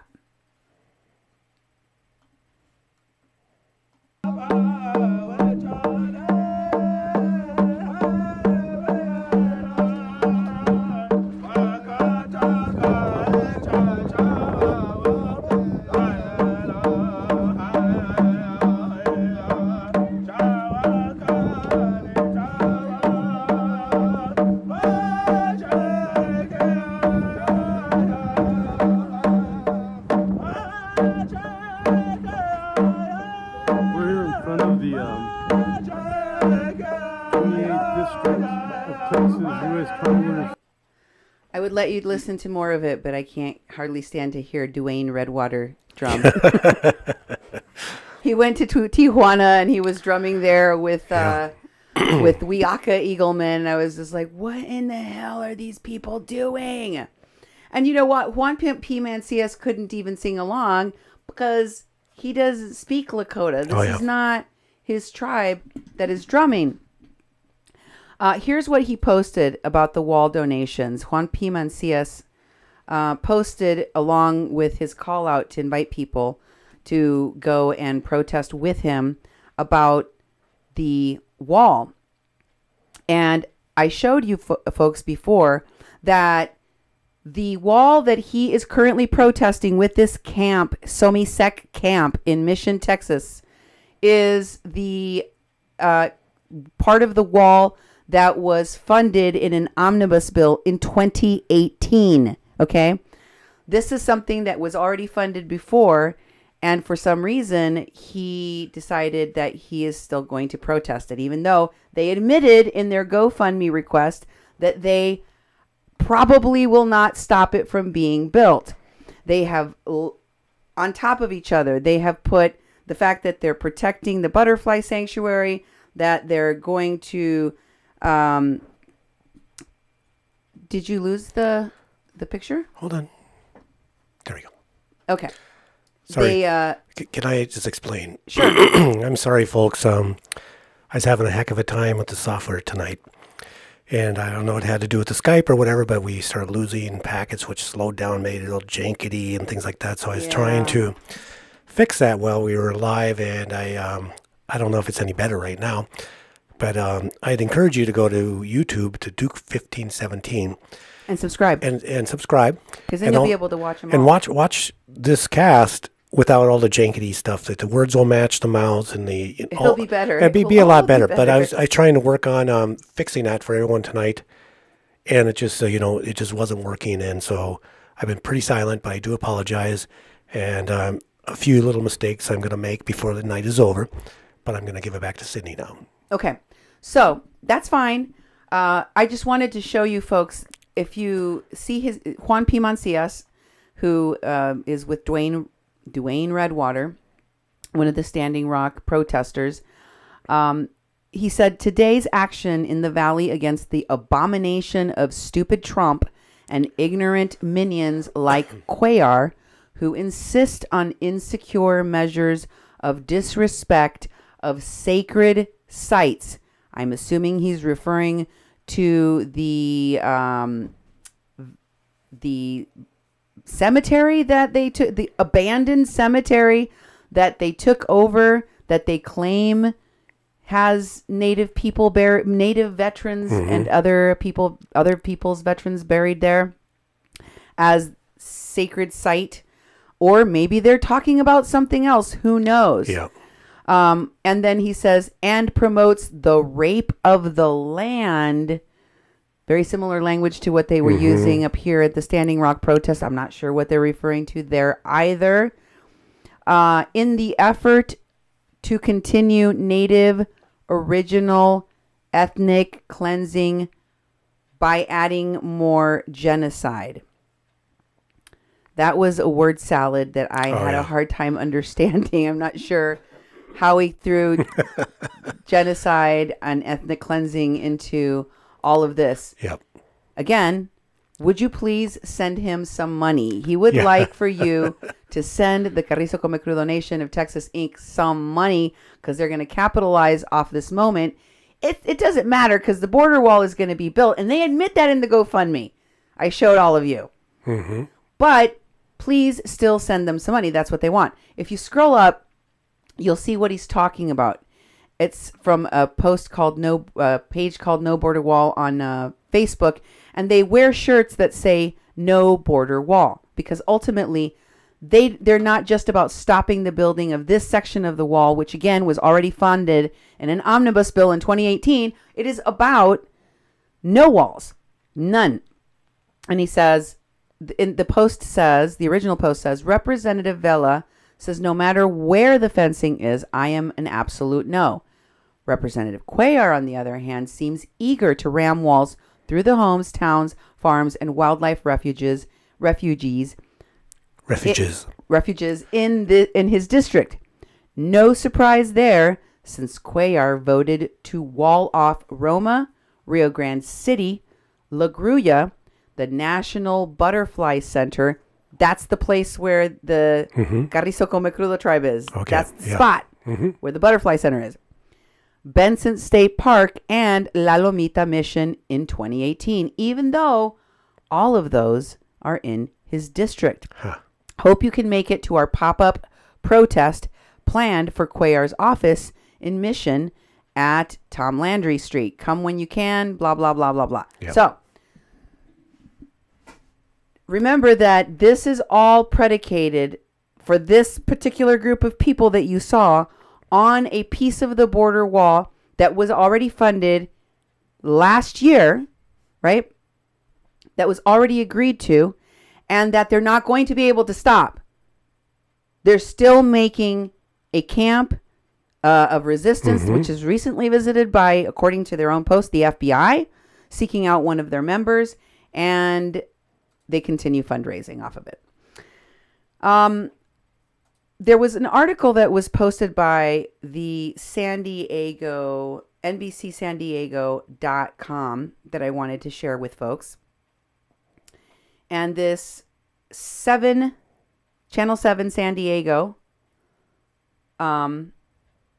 titled San Diego's County Officials Vote to Sue Trump Administration Over the Handling of Asylum Seekers.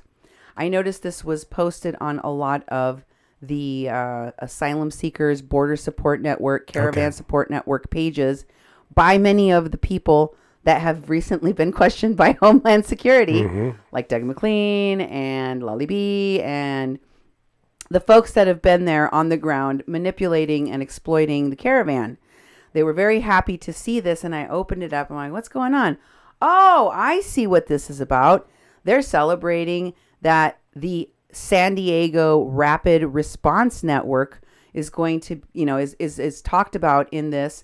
And they're saying that that organization, the San Diego Rapid Response Network, will lease the building on 6th Avenue for $1 through a public-private partnership that extends no longer than December 31st, 2019, according to the board. Once released from ICE custody, migrants typically stay in the San Diego Rapid Response Shelter for 24 to 48 hours before moving on to more permanent housing with relatives or sponsors.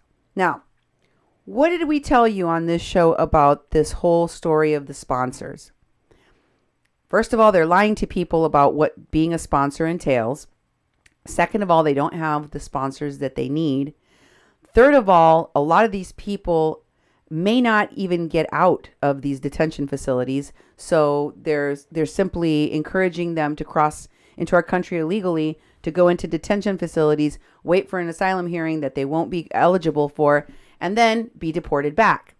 All the while costing taxpayer money, federal money, and again, it's going to be all for nothing. Second of all, you guys heard Anthony tonight talk about this Annunciation House and what he thinks is going on there and who is behind that. Well, guess what, folks? The very same people that are behind the Rapid Response Network are also behind the Annunciation House. How do I know? Let me show you. First of all, my eye is itchy. I have Voices of San Diego article sending asylum seekers back to Mexico. The U.S. is sending asylum seekers back to uncertainty in Mexico. This is an interesting article. I will be sharing the links to all of these in the comments of the show. This one was posted in particular by, I believe, Digital Smoke Signals, which is Myron Dewey, okay, and others of these folks. And they're very concerned about this because they've been working with Al Otro Lado, those lawyers that got questioned by Homeland Security and thrown out of Mexico, that are ill-advising, that are lying in many cases to folks in Mexico that are from this caravan about the likelihood of getting asylum and what they're supposed to do and say. And so the people making those promises, like Myron Dewey, Doug McLean, Sam Slovic, Lolly B, Jake Lee, or Jake Harris, as he's identified in one of these articles, they're upset because now they have to come up with another way of keeping these people happy and comfortable.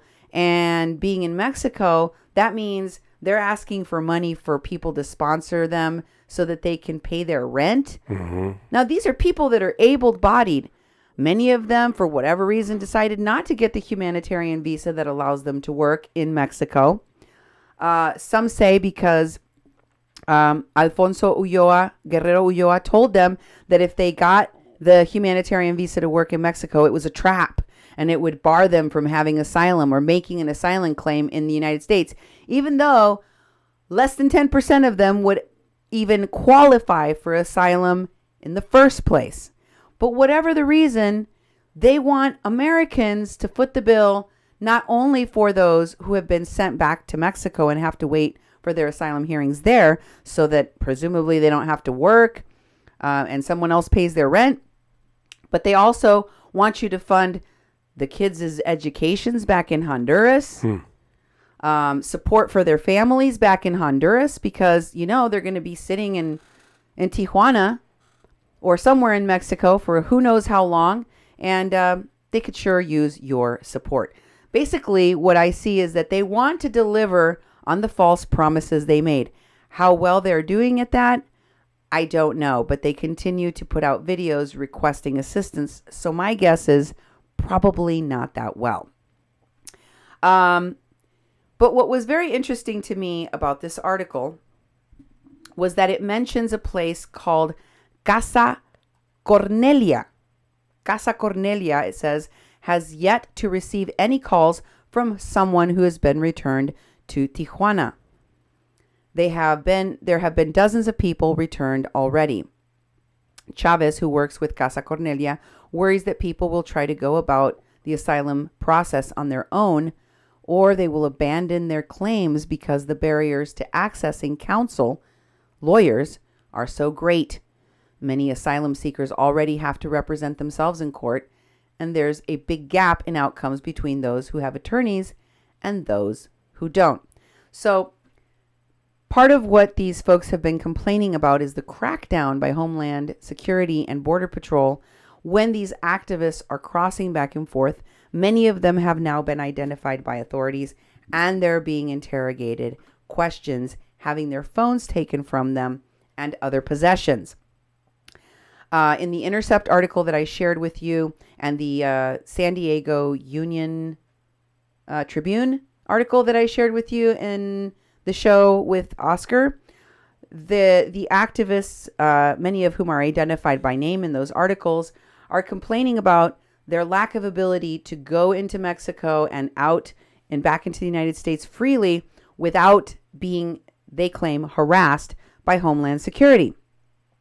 But what Homeland Security and Border Patrol have said is that they have evidence, they have video of these activists not just documenting, as they claim, not just being journalists, as they claim, but helping people illegally cross into this country. And in the case of these attorneys, advising people practicing law in Mexico without a license to practice there, and lying to Customs and Border Patrol when they go into the country. What are you doing in the country? We're here for a vacation, says the lawyer, but they're not. They're there to give legal advice. If you're not doing anything illegal or wrong, why not just tell the authorities in Mexico what you're doing there? Right? Right. Why did all these activists have to tell people that they were just going to have a picnic or go shopping or go watch a movie for the day? Why didn't they say proudly, I am an anti-fascist activist, and I'm going to go over there and help those caravan goers? Because the Mexican authorities are on to them. The Mexican people are on to them. Nora Phillips of Al Otro Lado is also mentioned in this Voice of San Diego article. And again, she is complaining about the retaliation she feels that she is receiving from both the U.S. government and the Mexican government working in concert. If you go to this article link, you will find both the Union Tribune article and the Intercept article that I mentioned linked in this one. So you can read all of them and check out the names of all of those activists, photographers, journalists, etc., Antifa people, lawyers that have been targeted for their activities in Mexico. I think that one of the best things that we can do to combat these frauds, these liars, is by exposing them for who they are, by naming them, by identifying them, so that people in Mexico, maybe we here in America are too divided to have a sensible conversation about these people. Maybe we are too far gone. I don't know. I still harbor hope that we will stop latching onto each other's throats and just listen. I show my work on every show. When I show you evidence, I'm not just giving you my opinion. I am showing you facts. I take a very long time to detail every point along the way so you can make your own decision about what you think. If it triggers you to hear me talking about folks that you normally feel close to, that you think are progressive, let me remind you, these people say the right things. If you're a progressive, they say the right things. They don't do the right things. Exploiting these kids and these people in the caravan is not the right thing to do. Exposing these people to danger is not the right thing to do. Exposing them to the human trafficking, to all of the things that we've talked about on my show, that is the wrong thing to do. And not only that, they're doing it for political reasons. They're doing it for money. People that have no business doing this are doing this. Now, I'm going to take you to an article by HollywoodReporter.com that is from last year, okay?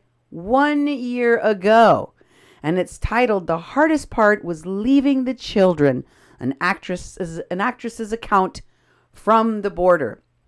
And in this article, you will find not only Mark Lane of Minority Humanitarian Foundation, which is an organization that was started by Mark Arabo and who is now led by Mark Lane and James Alaya, which I have featured on my show. I've showed you their whole history. I've showed you their very questionable management of that organization, how they had an underground railroad bringing Chaldeans and Iraqis, and they were bringing them this very same route through Mexico, through Tijuana, into the United States. Now they are working with all of the organizations that I've been talking about: Al Otro Lado, BAM, Antifa, And the Immigrant Defense Fund, I mean, I have literally detailed every single one of the border Support Network, formerly called the Asylum Seekers Caravan Support Network. Bordy Gutierrez's bridges across borders, all of them. Mark Lane is front and center in all of this. And he is in this article. And it starts out by saying, I'm going to say this wrong. Juanica Laurent Thomas describes her experience at the U.S.-Mexican border rallying for detained children of immigrant families with Rob Reiner and Frances Fisher. Frances Fisher. Oh, boy. She shows up everywhere, Duke. I swear to God. Oh, my God. I am so like, hasta aquí con esta Frances Fisher. Her name sounds like a cuss word, doesn't it? Yep. That's how I'm going to cuss at people. Frances Fisher. It's a curse word now. And delivering boxes of donations with Sarah Michelle Gellar and Minka Kelly. Now, I just showed you recently, I went through the Minority Humanitarian Foundation website, and I showed you articles about how they brought this boy with Down syndrome. I mean, they were following him with media people all the way from Central America, and then they magically reunited with them once they got out of detention here, and they took him to drive Lambos, and they were in the news. You know, Mark Lane has so many connections to Hollywood, to politics, and to money. And Minka Kelly is in that news section of the Minority Humanitarian Foundation recently, signing a bunch of merch from one of her shows. I don't know, because, you know, a lot of these people are either too young for me to have appreciated as actors or actresses. I haven't really heard of them that much.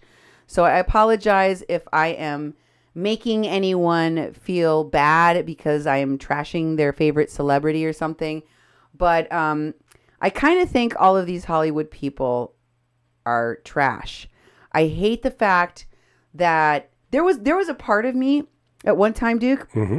I would see all these celebrities with all this power and these major platforms and, you know, millions of followers. And I thought, why don't they do something good with that, you know? Oh, yeah. And now I'm just like, I've seen so many of these activists. I mean, they are activists first and actors second, in my opinion. Their careers live and die by whether or not they are driving people to a campaign, a movement, a march, or a political rally. And that's how they're keeping themselves relevant in the world. That's why they continue to even get roles, in my opinion. If you think I'm crazy, go ahead and inbox me. It's fine. I don't care. But that's what I think, because a lot of these people, excuse me for saying so, are has-beens, or they're D or E or F list actors, in my opinion. Once again, Minka Kelly was recently, and so are many of these Hollywood people, helping not only Mr. Lane, but Frances Fisher. Now, I want you to scroll down on this article because I want to show you something else interesting that I found. Keep going past the pictures that's got some giant bird on it. It says, "We families belong together. America is brown, always has been. Get over it." I believe, and I looked for evidence of this. I couldn't find it. Okay, slow your roll. That the Nexus billionaire lady, Marianne Thompson Frank, which we featured, that was connected to General Wesley Clark's son, Wesley Clark Jr., who went to Standing Rock with veterans, was at this event. I was looking for it because I knew that she was posting about being in Texas at that time, and she was at the facility where they were busing kids out, and there was a lot of other important, rich people getting their faces in the media. So I thought maybe she was at this one too, but I couldn't find her. But there was plenty of rich, famous, very privileged people from the left in Hollywood at this event. And guess who was there? It says, on July 13th, I went to San Diego to learn more about what was happening so that we would know how to speak about it. Social impact consultant Elsie Marie Collins, her sister, cross-border expert Yolanda Celine Walther Mead, and Zoe Winkler, Henry Winkler's daughter, arranged the trip. Remember me talking about Henry Winkler's daughter working with Mark Lane and the Humanitarian Foundation and the Rapid Response Network and the Go campaign? All of that was in one of my recent, very, very, very recent shows. I showed you all of those connections. This is an old article. Yeah. They've been preparing this for years. This is work that has been years in the making. And it goes on. A group from Los Angeles, mostly women with a few men, boarded the bus. We spoke to activists and attorneys from the ACLU to know what the main issues were, what their needs are. And then there's a picture of Francis Fisher. They met with people involved in a hunger strike with Hungry for Freedom. 4 of them spoke to us about the strike. Remember I was showing you that there was a hunger strike over there that involved a lot of these people with the Rapid Response Network.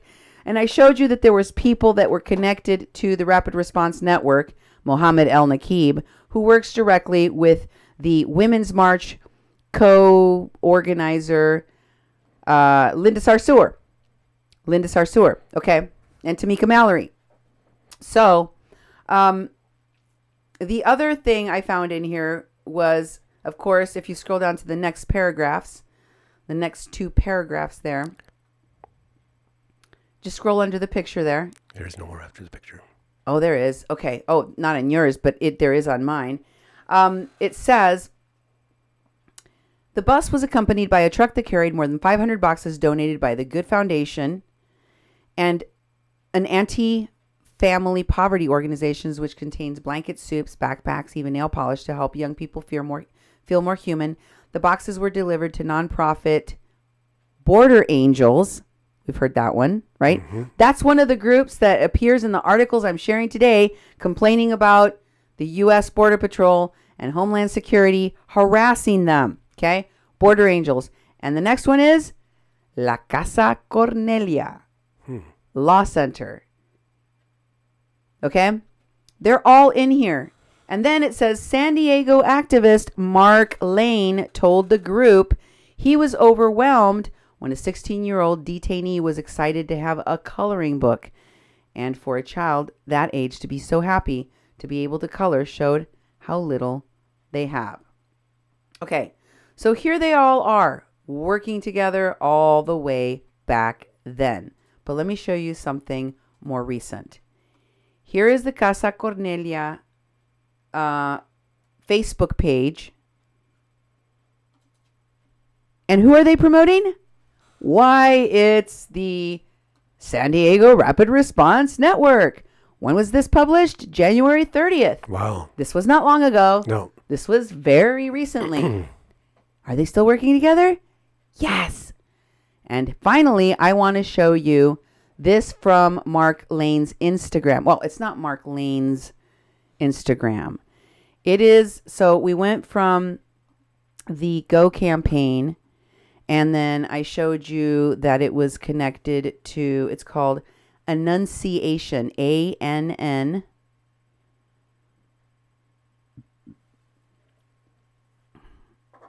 I don't think I see it there. This one. Oh, yes, that's it. Instagram. Instagram. Okay, this is from Minka Kelly. The Minka that was in that article from last year? Why, yes, that very same Minka. This is from her Instagram. And can you make it bigger for me, please? She's an actress. I don't know what she's in because I don't care. Minka Kelly posted, "These are some of the biggest hearts you will ever meet, humbled and inspired by the work of Guero Justicero. I don't know who that is doing. Oh, Guero Justicero is the Instagram of Mark Lane. Okay. He gave himself this Guero Justicero name, who's like Guero Justiciero, like justice white man. Okay. Basically, that's what he calls himself on Instagram, is doing, ranging from providing pro bono legal services, legal aid, to housing displaced families who've been torn apart. Please help support Casa Cornelia Law Center. Okay. At Support Kind and hashtag Annunciation House in El Paso. And this is from This Is Humanity. This is the same group of women that I showed you were in the Instagram of This Is Humanity. They were promoting the Go campaign, and they were promoting Mark Lane. They were promoting Minority Humanitarian Foundation and the Rapid Response Network. This is big money, big donors, big Hollywood, Zoe Saldana, all of those people that I showed you working together to support this guy, Mark Lane, and everything and everyone that he is associated with. There you go, folks. So if you're concerned about what this guy is doing, I'm all for humanitarian treatment of refugees. I'm all for humanitarian treatment of migrants. We Mexicans come from a country that is constantly full of migrants, that is constantly bringing migrants here. I feel that those people need to be given human dignity and respect. I despise people who are exploiting this issue, astroturfing this issue for political gain, and that are essentially doing this for the money, and then they're going to disappear. The support, the care, the infrastructure, I think, is not going to be there for these folks. And I highly doubt that this problem is going to be resolved by December of 2019, like the people in San Diego are saying. So I guess only time will tell, but we will continue to report on how they are linked together so you can make up your own mind. Send me your comments, questions, topic ideas. If there are other people that you want me to interview, I know that I have upset a great deal of people and also thrilled a great deal of people by inviting Oscar on my show, by inviting Anthony on my show. I am here to connect to the information, to the truth, and to let all of you know what other people that live in these regions are experiencing and have to say firsthand accounts of what's going on in their backyard, in their neighborhood. And I'm going to continue to do it. So if you want me to interview other folks, let me know. We'll have them here on A Mexican Crossing Lines with your hosts, Cindy Gomez-Schempp and Duke Gomez-Schempp on 88.1 FM, KPPPLP, Fargo, Moorhead, where we're adding local color to your airwaves. Thanks for being with us, and buenas noches.